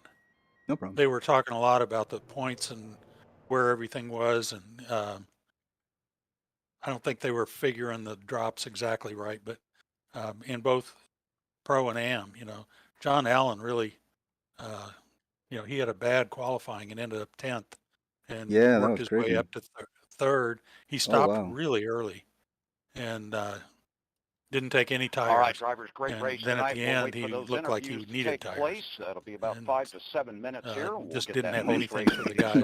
He didn't ever make up. He was like 40 seconds behind Dam and Hartley, and just never could make up anything on him. I was wondering about that, you know, but Brennan wasn't very far behind John. No. Interesting, huh? Yeah, I'm pretty sure I got 4th, and John Casey got Mr. Clean. That's too bad. Yeah, I was hoping we could get you up there in P3 for the championship, bro. Well, I screwed up and took like 2.2 gallons more filling. Well, now we know for the future when we come to Mid-Ohio, you know? Well, if I would just believe JRT, I would have been okay, but I calculated out before the race it was 3 gallons. But then in half an hour I used 4 gallons, so it's like, okay, I'm going to need another 4 gallons, not 3 gallons. But then I forgot about the fuel that's still in the tank. I still had about 2 gallons in the tank, 4.2 gallons. So I calculating it manually. I trusted JRT, and I'm sitting in pit lane with 0.1 gallons. Wow, that's precise. Good work, T. JRT has been, I trust JRT, and it's been that way for me. Yep. All season and seasons before. I've never had JRT screw up the one I calculated I need 3 and then it's showing me I need 2.2. Yeah, then it makes sense. Egger thought he needed 4. Well, I'm sure Egger turned out he didn't have a full tank of or I don't know what happened because I went up to 6.5 is what I thought. Yeah, he told us to fill up. So I could have sworn I did, man. Maybe I don't know what happened. I'll have to go back and look at it. But yeah, that was really strange. I'm gonna head up. Yeah, I'll see you guys up there. Okay. Congrats, Mike Taylor. We'll see. Let's hope so. I'm crossing my fingers for you.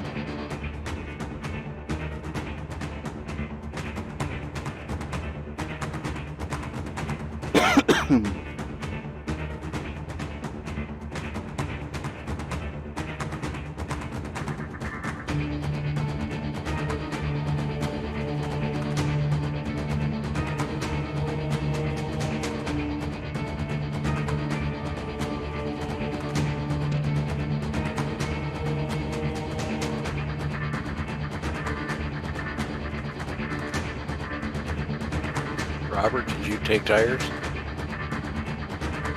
I took not only tires but 5 gallons of fuel. Oh man! Every time I tested, I only did half-hour testing.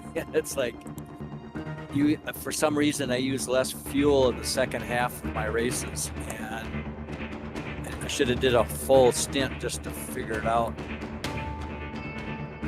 Full race, but I didn't. Every time I practiced, I only did the half hour.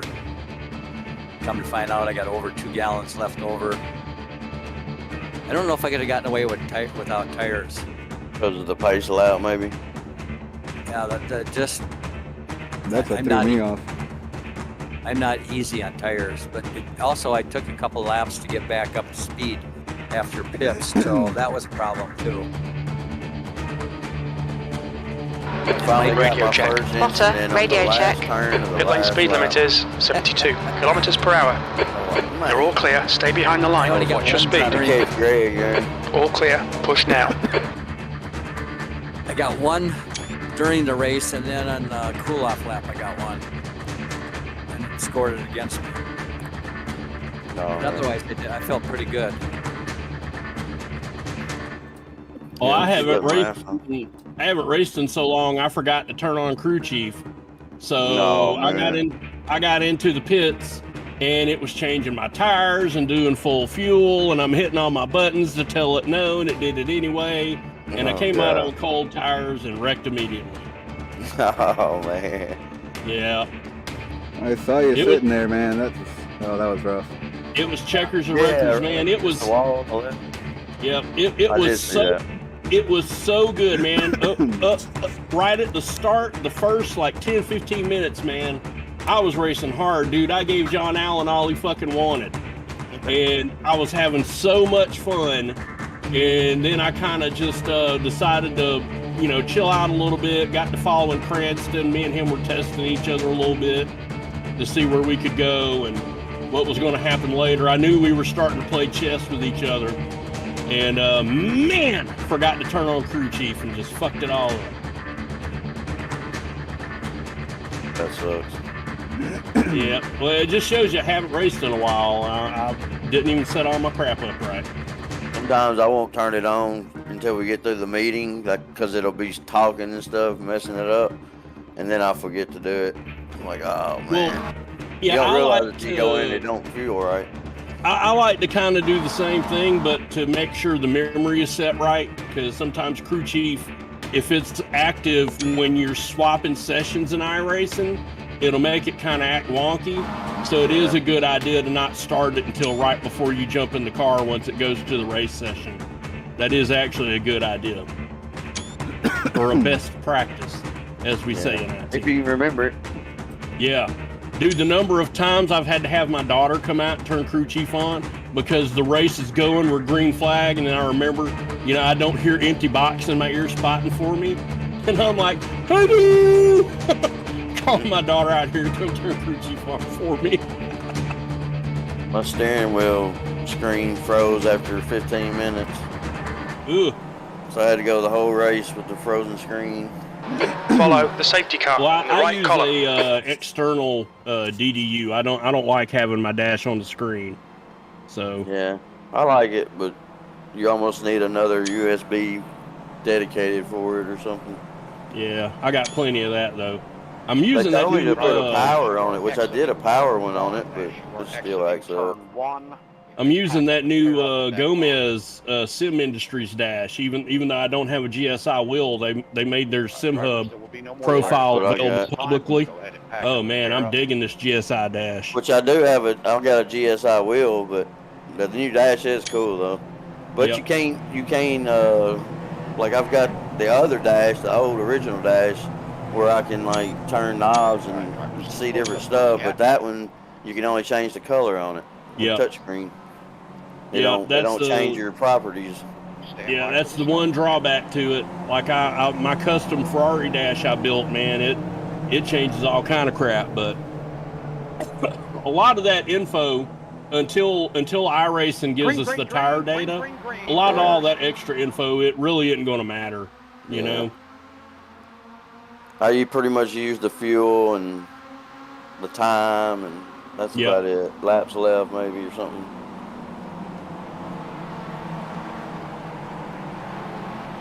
Maybe on an endurance race, I might use the tire stuff a little bit.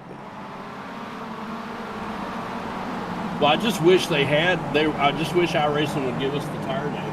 They think that everybody's going to develop cheats and their own ABS and their own traction control, and like shit, man. As much as people are already cheating, even without the tire data, I just don't see the point in it. Cheat though? I don't understand how you could even cheat. They reverse engineer. They'll just go out and test different stuff, and I mean that even though they've hidden the tire data for years now, teams have still figured out to burn the tires down on pit road and run them in the grass, and all the shit that you've heard about has all happened since they removed the tire data from the telemetry. It used to be on a 6-second delay right into the hard disk, and then they even removed that. Oh, yeah. And the cheating has still gone on, and so it just doesn't make any sense to me for them to continue to hide the tire data. Yeah, it ain't gonna matter either way, huh? Yeah, it doesn't matter. The teams are still figuring shit out about the tires. It'll be interesting after tomorrow, ain't it? Oh yeah, I got to reprocess every paint in World Challenge. Every single paint's got to be reprocessed because so many of them have the blue channel turned on, and that's going to cause them all to clear coat. It's going to be interesting. Oh yeah, I got a 3-hour race Saturday morning too. Yep, I can't wait to see how they drive, man. Yeah, they're supposed to be heavier and all kind of shit. They thought like it's going to be totally different the way it sounds. Yep, y'all keep your eyes out though too, because we're gonna be putting up some extra sessions for World Challenge, and then coming up after the first of the year, we're gonna start doing Mazda and GR86, just in some fun races on other nights of the week. It won't be, we'll not broadcast or anything like that, but just getting the feel of how the cars are going to run together. Yeah. I think that's going to be a lot of fun. With the Mazda class, huh?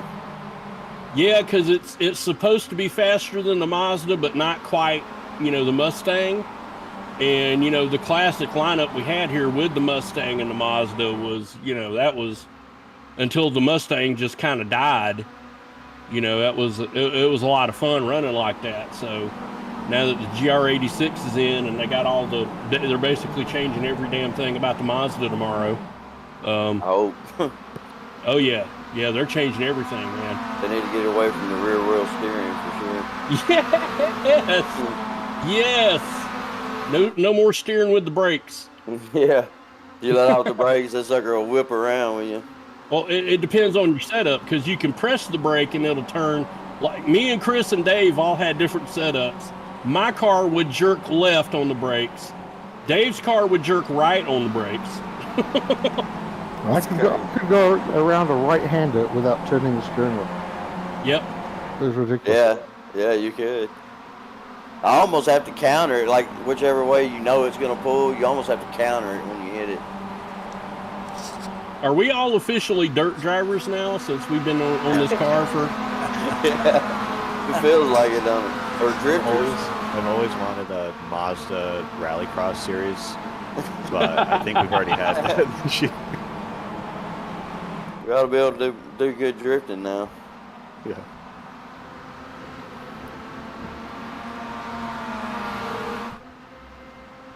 I live in Minnesota, and we do a lot of drifting in the wintertime on the snow streets. Oh, right. It gets cold up there, too. Oh, yeah. Yeah. It's already been down close to zero. I think we've been in the upper 20s. That's about it. It was 70 degrees here today. Wow. It was 65 here yesterday. I don't know about today. Well, it's 71 here inside my living room, so. Nah, Mike, you didn't race. You don't get an opinion. Yeah. Oh, we must be speaking of Mike Taylor. Goodness. Well, guys, great race tonight. We have everything finalized here, so let's get down to this ceremonies here for tonight's wrap-up of Season 22. Man, it seems like it was just yesterday we're celebrating Season 20. Boy, that had gone and passed, and we're already moving on to Season 23 coming up next year. Hard to believe. All right, let's get down to our finishing positions from tonight. Take a look at how things wound out here at Mid-Ohio. Great race tonight, by the way. You know, the goal here, I think, in our finale was keep the car under. Everybody did a tremendous job on the opening lap, first 4 laps, actually. Yeah, it was just a great drive by everybody. You see, unfortunately, there were a couple of self-inflicting spins out there that ended a couple drivers' nights. So, fortunate to see Kevin, that happen. Kevin, check the input gain on your mic, man. You're like popping in and out bad. Okay, stand by. Let me check that.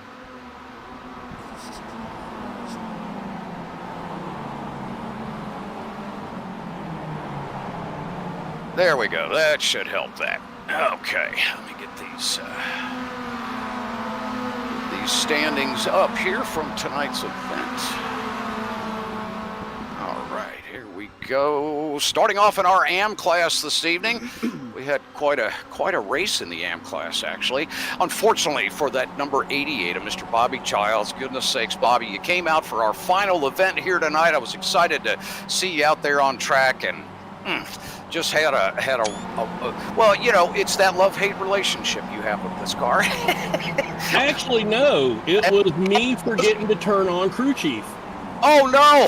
I forgot to turn. I've been out of racing for so long with all my personal bullshit that I forgot to turn on crew chief. So when I went in, I couldn't change my pit options. It gave me full fuel and 4 tires. I lost all my time to Cranston. And then, of course, cold tires, pushing hard. That's what happens. Full fuel, and away she went. Yep. So I just pulled off and got out of everybody's way because it was literally checkers or wreckers tonight. Right. Yep. Gosh, sorry to see that, Bobby. But I had a lot of fun racing John Allen. That was fun as hell. Yep. He got aggressive right from the start, and I said, okay, let's do this. And I finally let him go, but I did let you go, John. No, that was great. That was a lot of fun. Well handled. It was a lot of fun. I absolutely loved it. I loved racing with you guys tonight. I'm glad I came back for this. It was a ton of fun. I really appreciate Cranston, John Allen. It was just so much fun racing with you guys tonight. I think John's wife was driving tonight because I could stay with him. Oh, that's great. Good stuff. Go, Amy, go. Yeah, right. Go, Amy. That's it. Yep. Great stuff. Well, Bobby, great to have you out here for our finale tonight.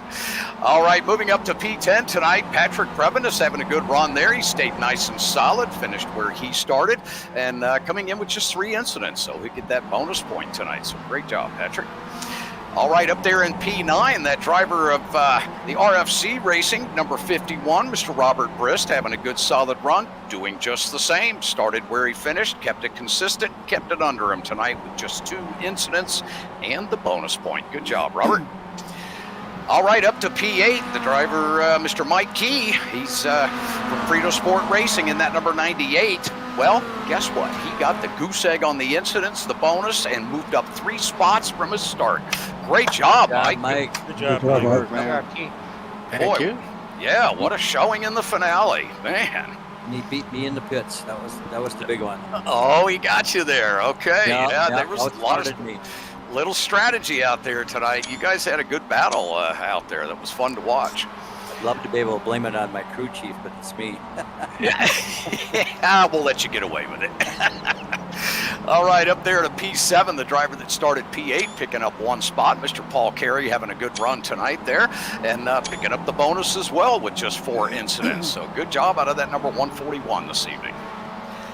All right, up to P6, rather, the driver in that number 78, Mr. John Casey, coming in with just 1 incident tonight and picking up a spot as well. So great run in the finale tonight, John. John? Good job, John. Good work. All right, up there to P5. Here we go. Top 5. Yeah, you bet. Top 5 in our AM class here tonight. We're going to start off with that number 62, Mr. Greg Brockway. What a run for him. He dropped 1 spot, but still a great top 5 finish with just 2 incidents and the bonus. Great run tonight, Greg. Good job, Brock. Good job, Greg. All right, that driver up in P4, boy, I tell you what, he earned this spot tonight, that number 44, coming in with 6 incidents right on the bubble, getting the bonus point, Mr. Eric Klister. What a run tonight, Eric. Good job, buddy. Good job. Way to go, Eric. All right, here we go. Drum roll, please, for the podium in our AM class tonight. Mr. Steve Daniel picking up 2 spots and a bonus point tonight. Great run in the finale, Steve. Good job, Steve. Good job, Steve. Good job, man. Boy, way to end the season there, man. Vital points right there at the end. Good job. All right, up to P2. Boy, great to see this driver up here. What a run for him tonight in that number 31. David Payne, what a fantastic finish. Just outside the incidents, but man, great drive. Thank you. Had a fun time tonight. Yeah, it looked like it. You guys were really having a good battle out there this evening. Really good race.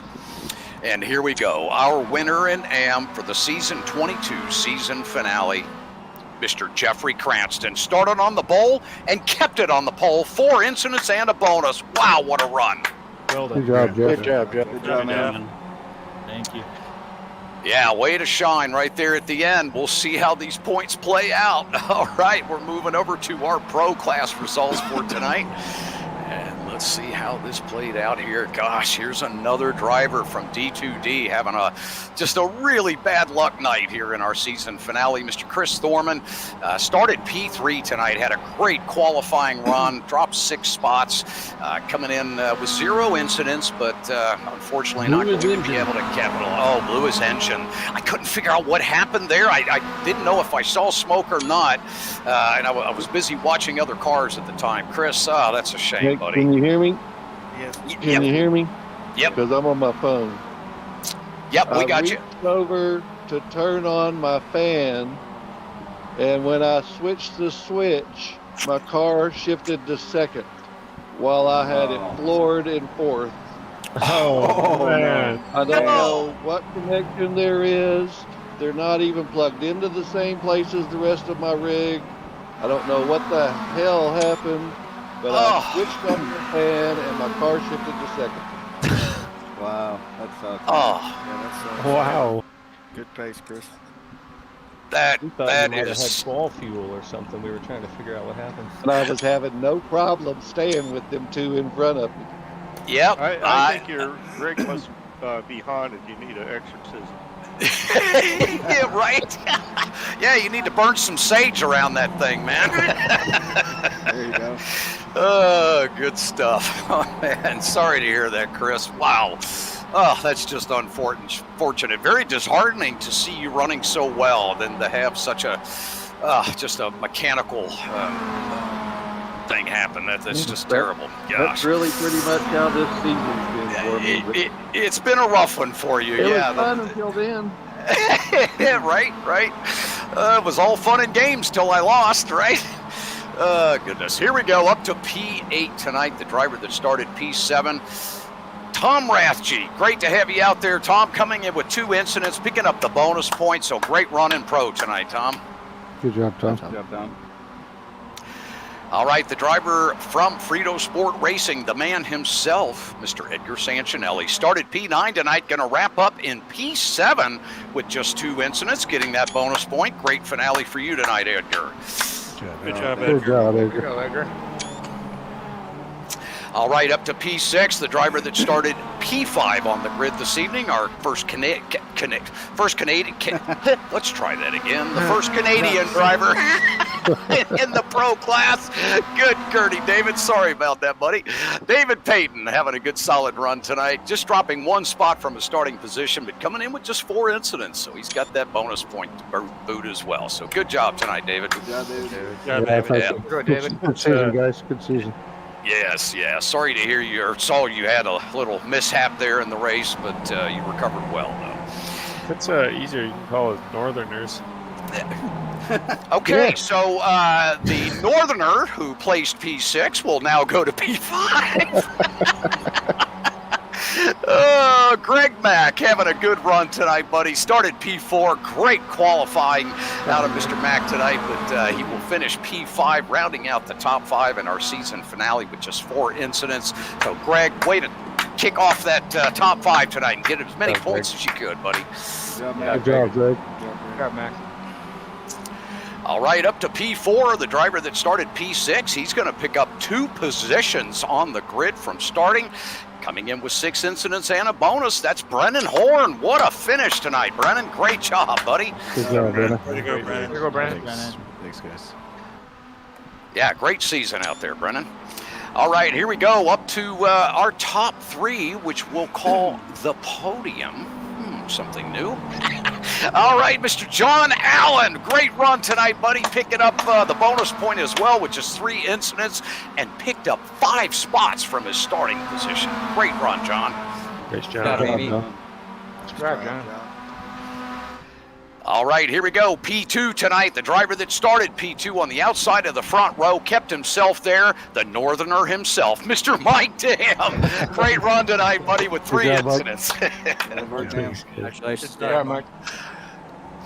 Oh, goodness. Boy, now this is quite the familiar name to see up here at the top of the grid at the end of the season at the final race. Mr. Robert Hartley. What a run tonight, buddy. Started on the pole, finished there, and 0 incidents. Wow, what a drive. Great job. Good job, Robert. Good job, Robert. Yeah, we can always rely on Robert to show us how to do it right. He's almost like one of those 9,000 iRating guys. I mean, yeah, almost. Unbelievable. Right. Yeah, you would think. Great stuff tonight, guys. Really enjoyed this race. Really good. All right, let's take a look at our season standings. Boy, this is where it all comes down to the money. Waiting on my results to load up. Here we go. Let's switch over to our AM class. And we will start off. Let's see here. We had 16 drivers in AM class this season. We will, let's see, we are going to, we're going to go ahead and call out all of them. Here we go. Starting in P16, finishing with 11 points. This driver was not able to stay with us all season, Mr. Carson Catlin, but we look forward to having him back next season.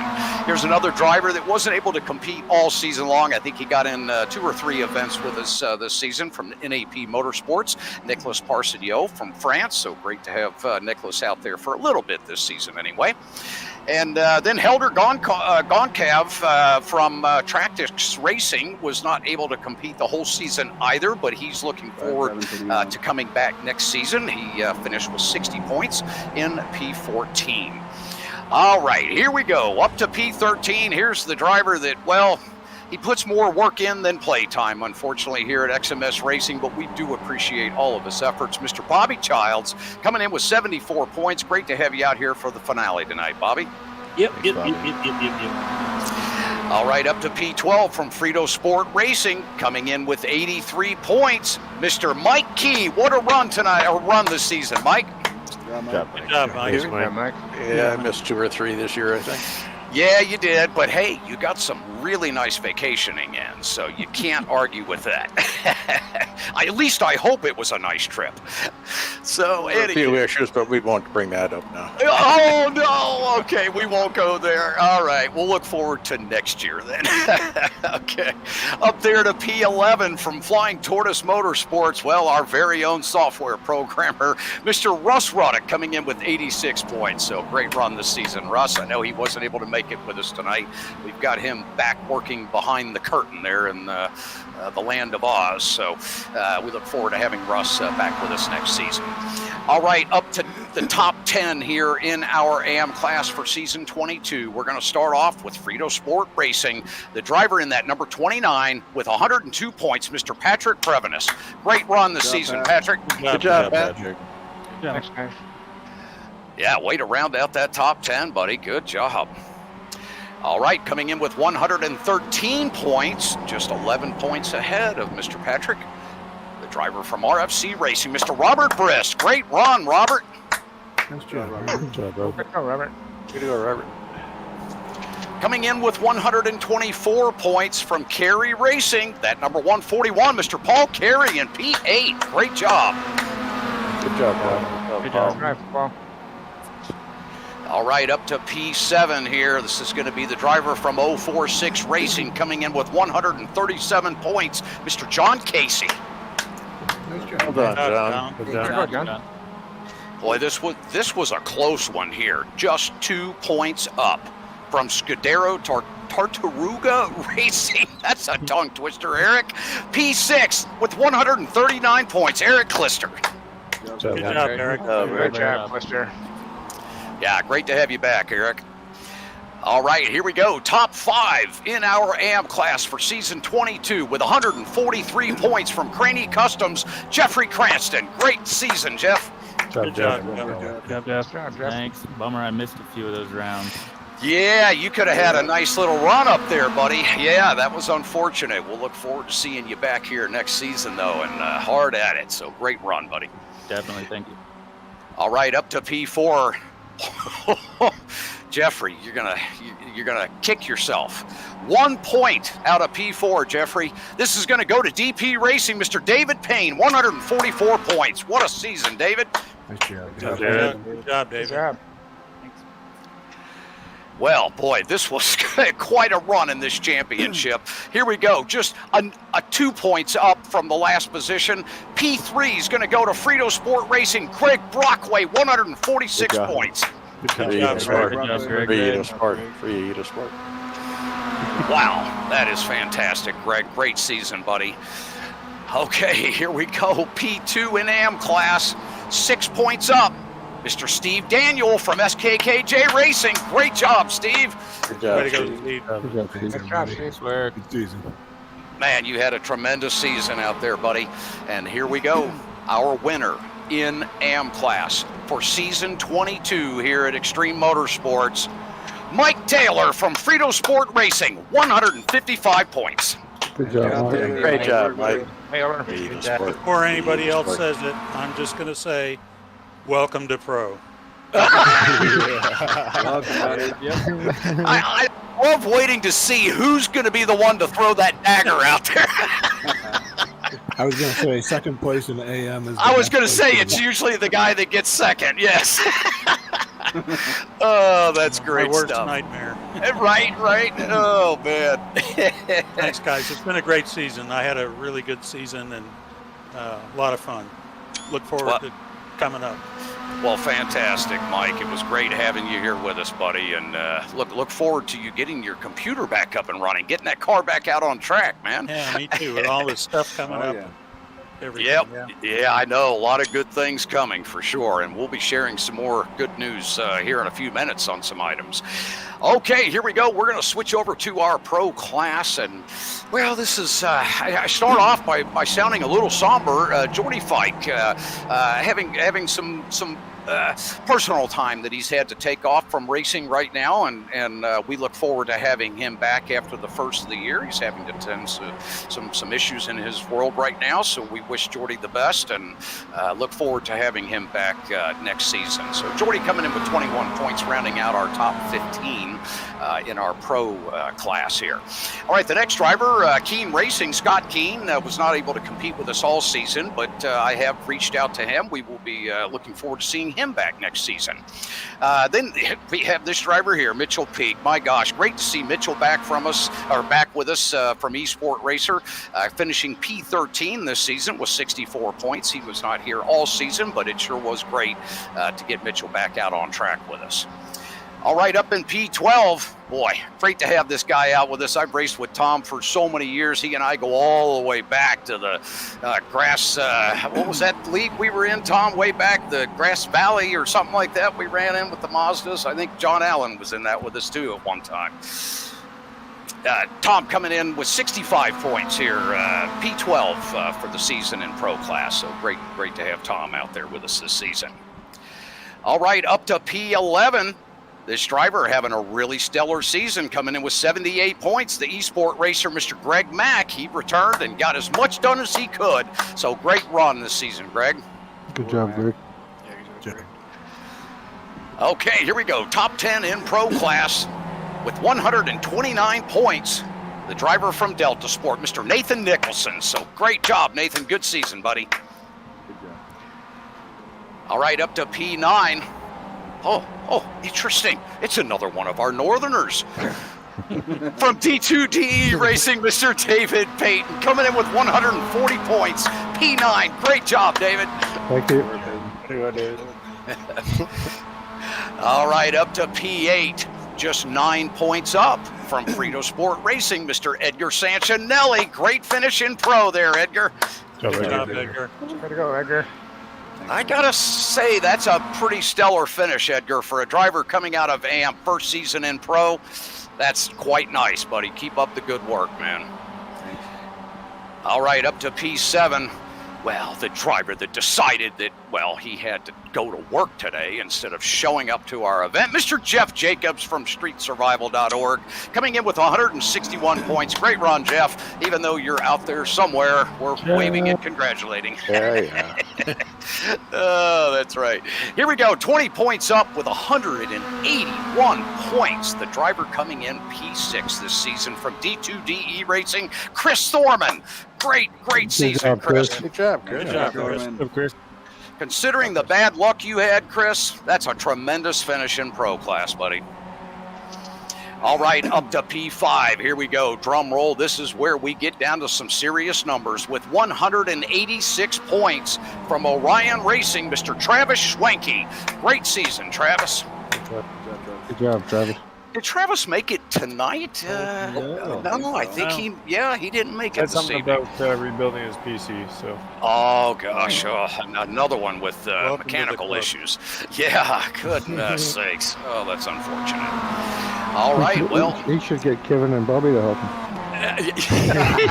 Hey, if it's an FOV issue, give me a call. Yeah, your PC won't work for weeks. That's exactly right. But when it does. Kevin doesn't help you when your PC is broken. He helps you when your PC is fine, and then he breaks it. So then I can look good when I fix it. Yeah. There you go. Yeah, right. You ever see like the Dateline reports on scam mechanics who break your shit to charge you more? That's Kevin. Yep. Just call me 1-800-BREAK-IT. We'll take care of it. All right, here we go. P4 tonight with 195 points. That beautiful Northerner, Mr. Mike Dam. What a run, buddy. Great job, man. Good job, Mike. Way to go, Mike. Yeah, great season there, Mike. Mike, did you miss a race or two? I missed Suzuka. Yeah, and that's then right. I think I crashed out of 3 others. So Yeah, this wasn't the season you care to remember, is it? It wasn't quite my run, but it was probably one of the funnest seasons. You didn't miss anything by missing Suzuka. You missed nothing. Yeah, that was one race that we all tend to. Just say what it was. This is a cluster. That one reminded me of the spa race at night that we tried to do 4 or 5 years ago that ended up being a cluster like that. Yep. All right. Well, I'll tell you what, that driver up there in P3, I'm sure he's waiting for his announcement, coming in 14 points ahead of P4 with 209 points from D2DE Racing, Mr. Brennan Horn. What a run, buddy. Brennan. A lot of those points were hard won by wrecking teammates. That is true. Hey, he knows how to get it done, Amazing man. job, Brennan. Amazing. Yeah, I worked hard this season, but yeah, I could have done without those. Oh boy! Well, I tell you, Brennan, it was a tremendous season out of you. You really had a great run with the car, and great to see you up there on that podium with the championship. I really appreciate that. Thanks. Yeah, sure thing, man. All right, up to P2. Wow, boy, this is a familiar name, but quite a battle that these two drivers had all season long. Coming in all the way up to 235 points in P2, Mr. Robert Hortley from Orion Racing. Robert, great season, buddy. Good job, Robert. Nice.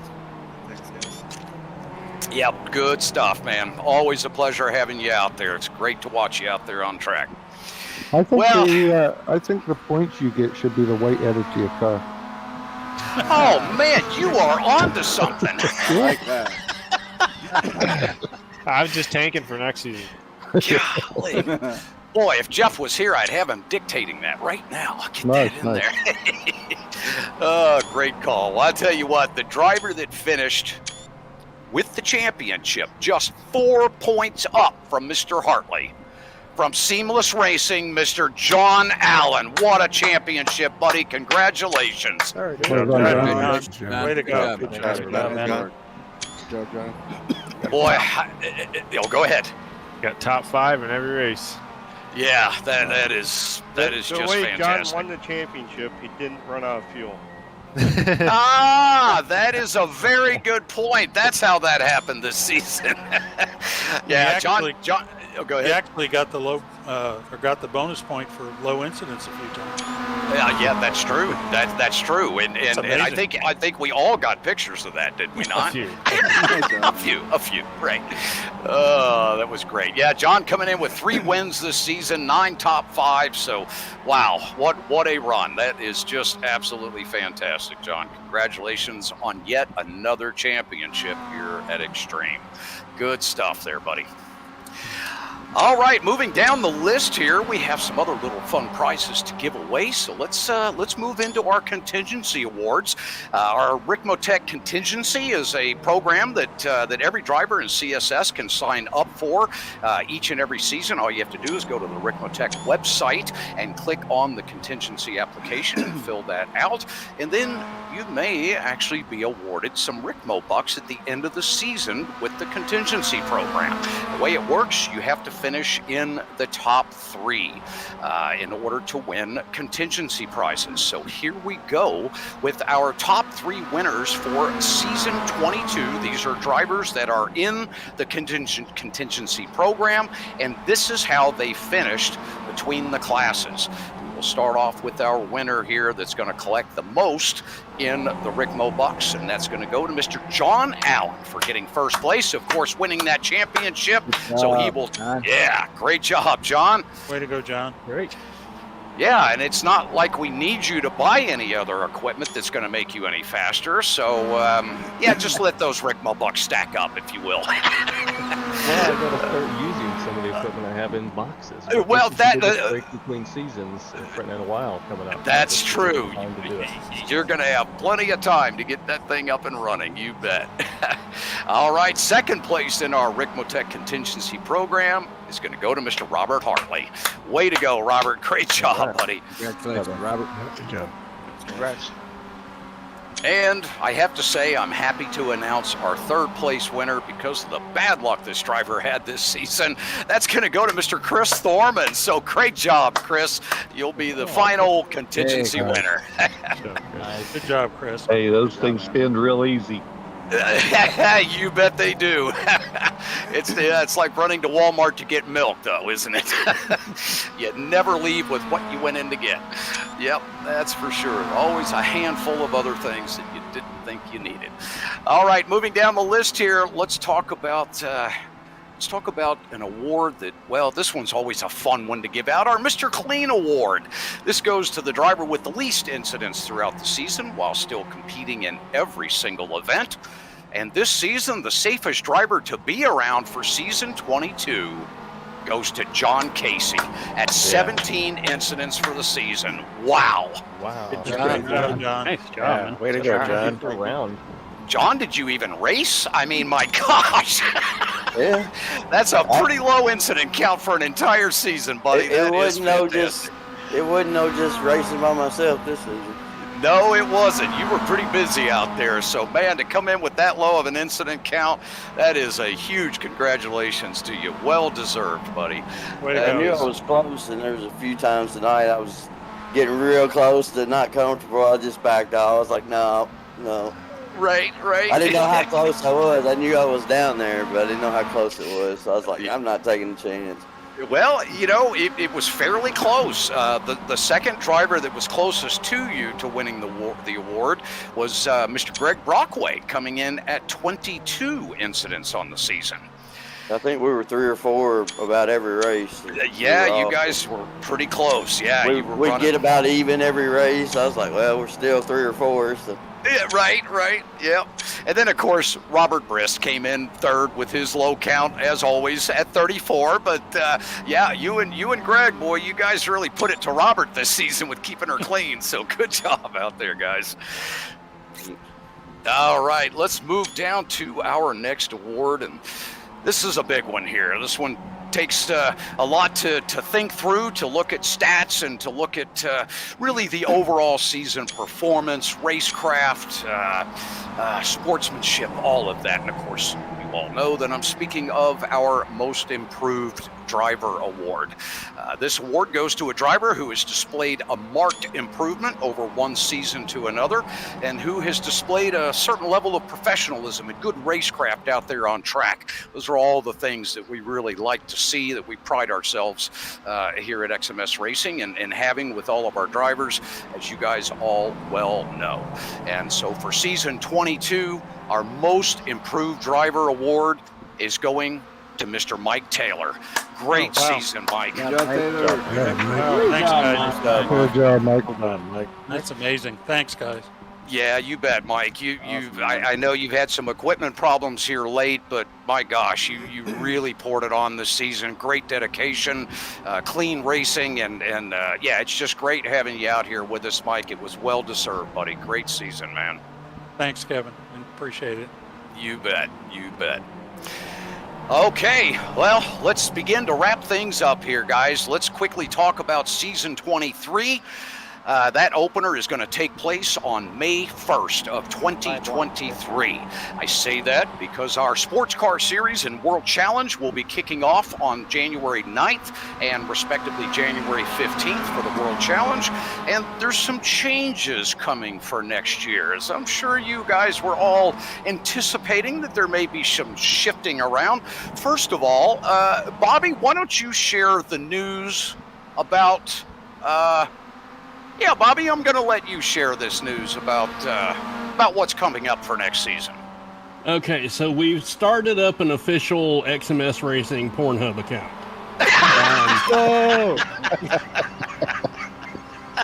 Not sure I'd watch that one. Okay, so back to where I was at, Bobby. You asked for this, Kevin. You asked Bobby I to say it. did. Boy, I opened my mouth. xms.com/OnlyFans. It's yeah, the new OnlyFans, way right? Yeah.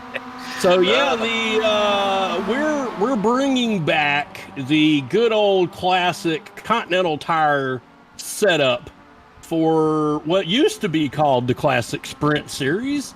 It's now going to be the Club Sport Series with the GR86 taking the place of the Mustang. We'll have the classic black and gold number plates, the whole 9 yards, as we celebrate the series, kind of returning back to its roots. Now that we have a good car to act as the top class over the Mazda. And man, I really can't say enough how exciting it was to see the release notes having some good changes to the Mazda. So I'm even more pumped now than all the time that we've been talking about making the changes to this series. I think it's going to be a lot of fun. It's going to be a throwback to the original staple of this league. Yep. There's going to be a lot of fun run sessions as we get those cars out and get used to how they run together leading up to May when the series comes back for real. So we want everybody, to I know there's a problem with the everyone tag, good God, but everyone please, keep an eye out for the announcements for when those races are going to be. Kevin will be letting everyone know that, they're going to get set up for a night that we don't normally race. They won't be broadcast at all, nothing to win, nothing to lose, just come out, have fun. Let's see how these cars run together while we get ready to revamp Classic Sprint into Club Sport. Can I ask a question? Sure. Since we don't know what the GR86 is going to run like, what are you going to do if it's not good? Well, that's a very good question, and we have talked about that. I've done my due diligence to reach out to some people to try to get some insight on what we're looking at with that car. We feel that the speed differential between the cars is going to be really ideal. They're going to travel through the corners somewhat close. The GR86 will handle a little bit better in the cornering, but the top speed's only going to be about 20 mile an hour difference, 18 to 20 difference. So it's really going to fit right into the envelope of what we had with the Mustang and the Mazda out there. So unless the Toyota comes out and it's just an absolute bomb, I doubt that we're not going to move forward with it. I think, with the testing that we're going to do with the season, I think that's going to give everybody a really good insight on what we're going to be facing.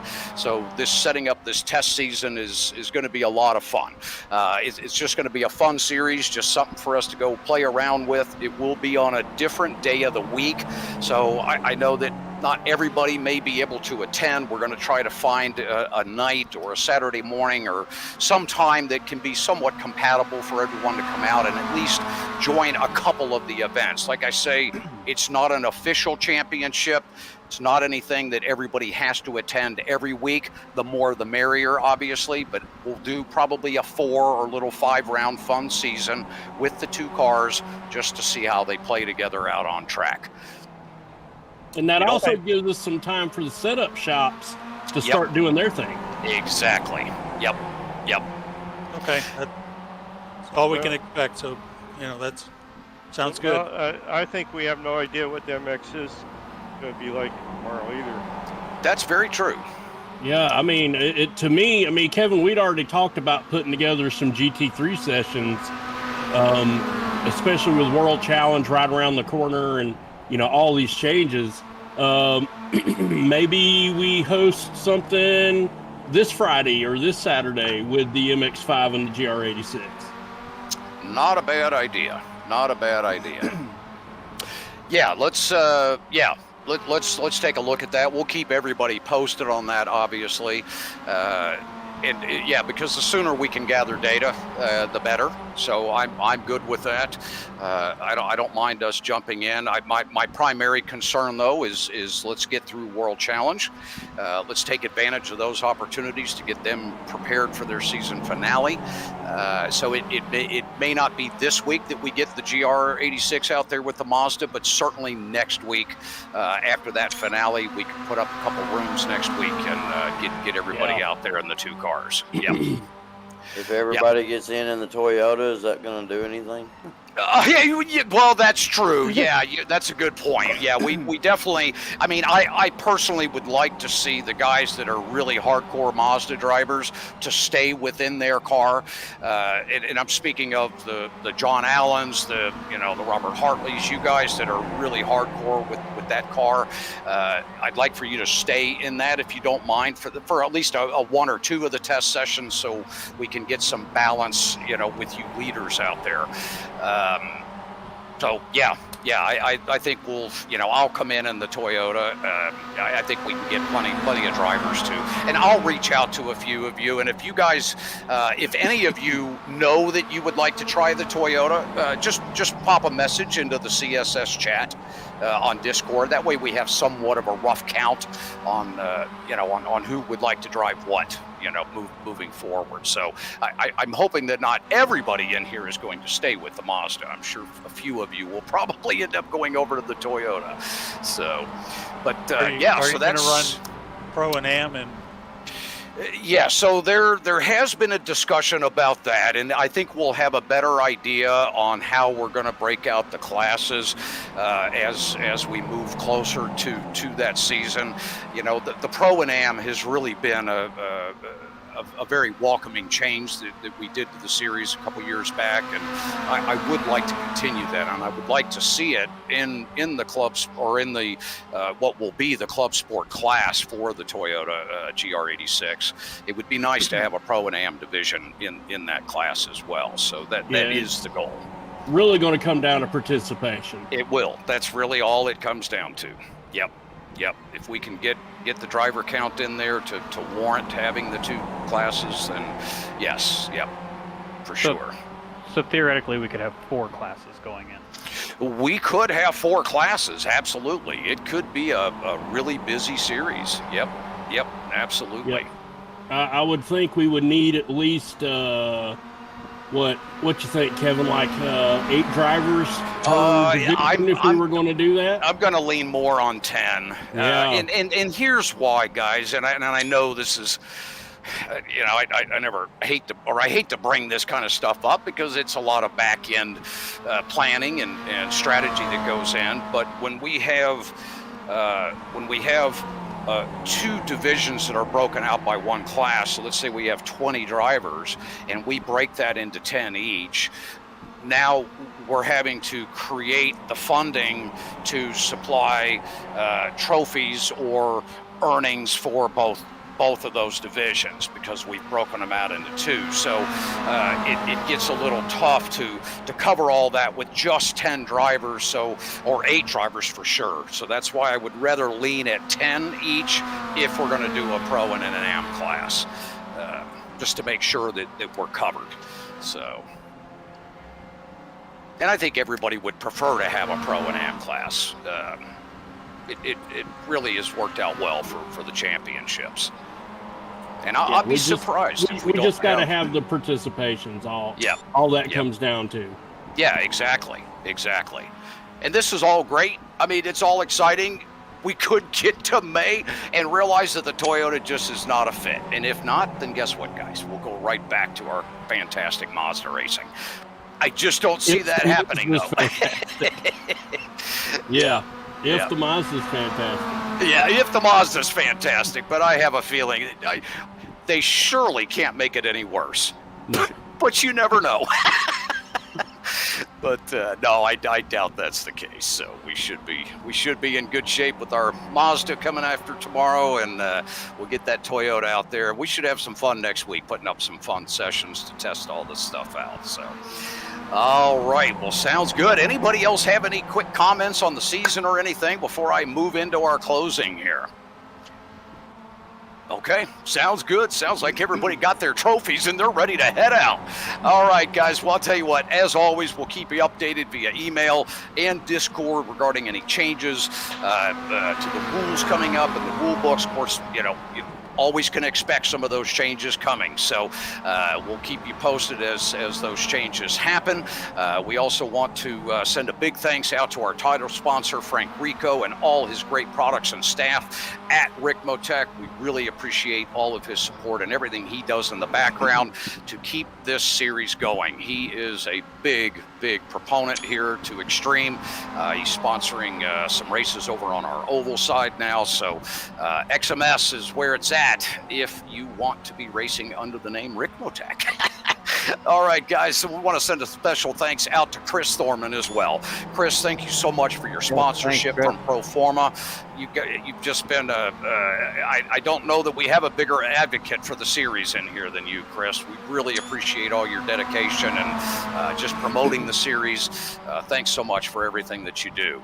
And, of course, thanks to Jeff Jacobs, even though he's not here tonight. Thanks to Jeff Jacobs, and appreciate him as always. Jeff's been such a big help, and he does so much behind the scenes, guys. I just can't even tell you. I can't do all of this without him, to be perfectly honest. He's a big proponent to everything that gets done each week. And then, of course, our good buddy, Mr. Russ Roddick, for all his software work in the background. Russ is what makes all of those points look pretty, if points can look pretty, and I think they do. So, Russ, great job out there, buddy. Always appreciate your hard work with all the beautiful stats and data that we see out there. And, of course, you guys, I'm sure you're seeing all the new fields popping up. We've got total miles that you're driving now.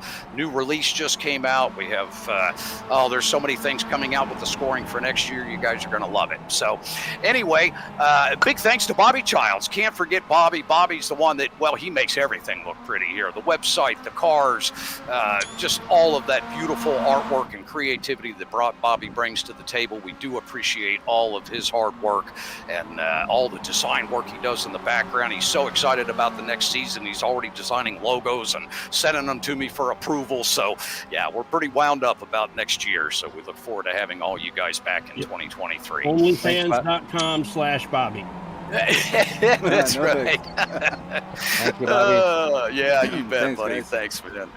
All right, guys. Well, we sure appreciate all of you, because this series would not be here today if it wasn't for all of you drivers and the dedication. My gosh, there are so many of you that have been with us for so many years. We really appreciate your longstanding support of all of the racing here at Extreme Motorsports. And thanks to all you new members that have come on recently. We really appreciate you being here and look forward to you guys having a long-standing relationship here at XMS Racing, and we look forward to having you in future championships. Thanks again to everyone for another memorable season. We will see you guys back on track here May 1st of next year for you drivers that solely run the Mazda series. Have a good night, everyone. Thanks, Kevin. Guys.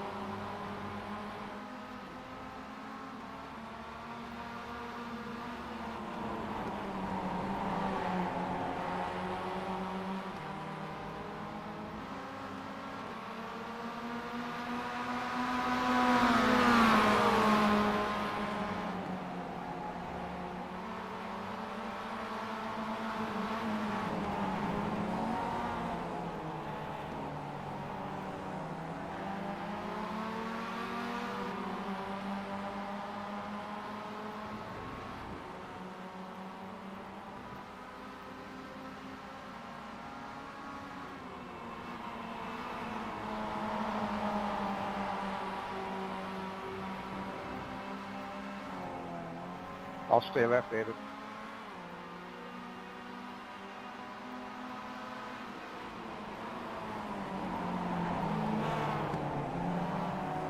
Thank you, Pat.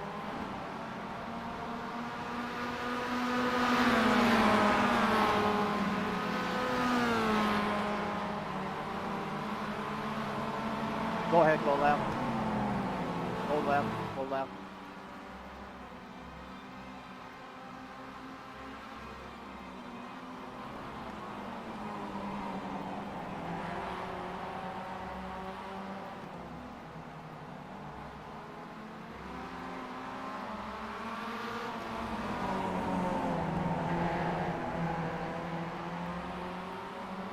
Go left.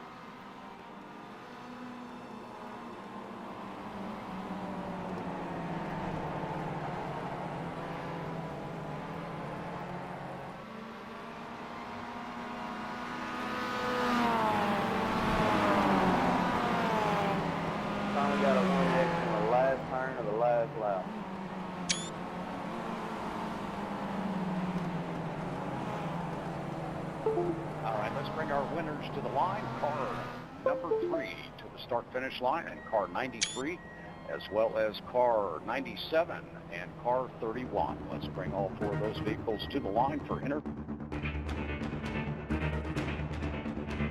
and photographs, please.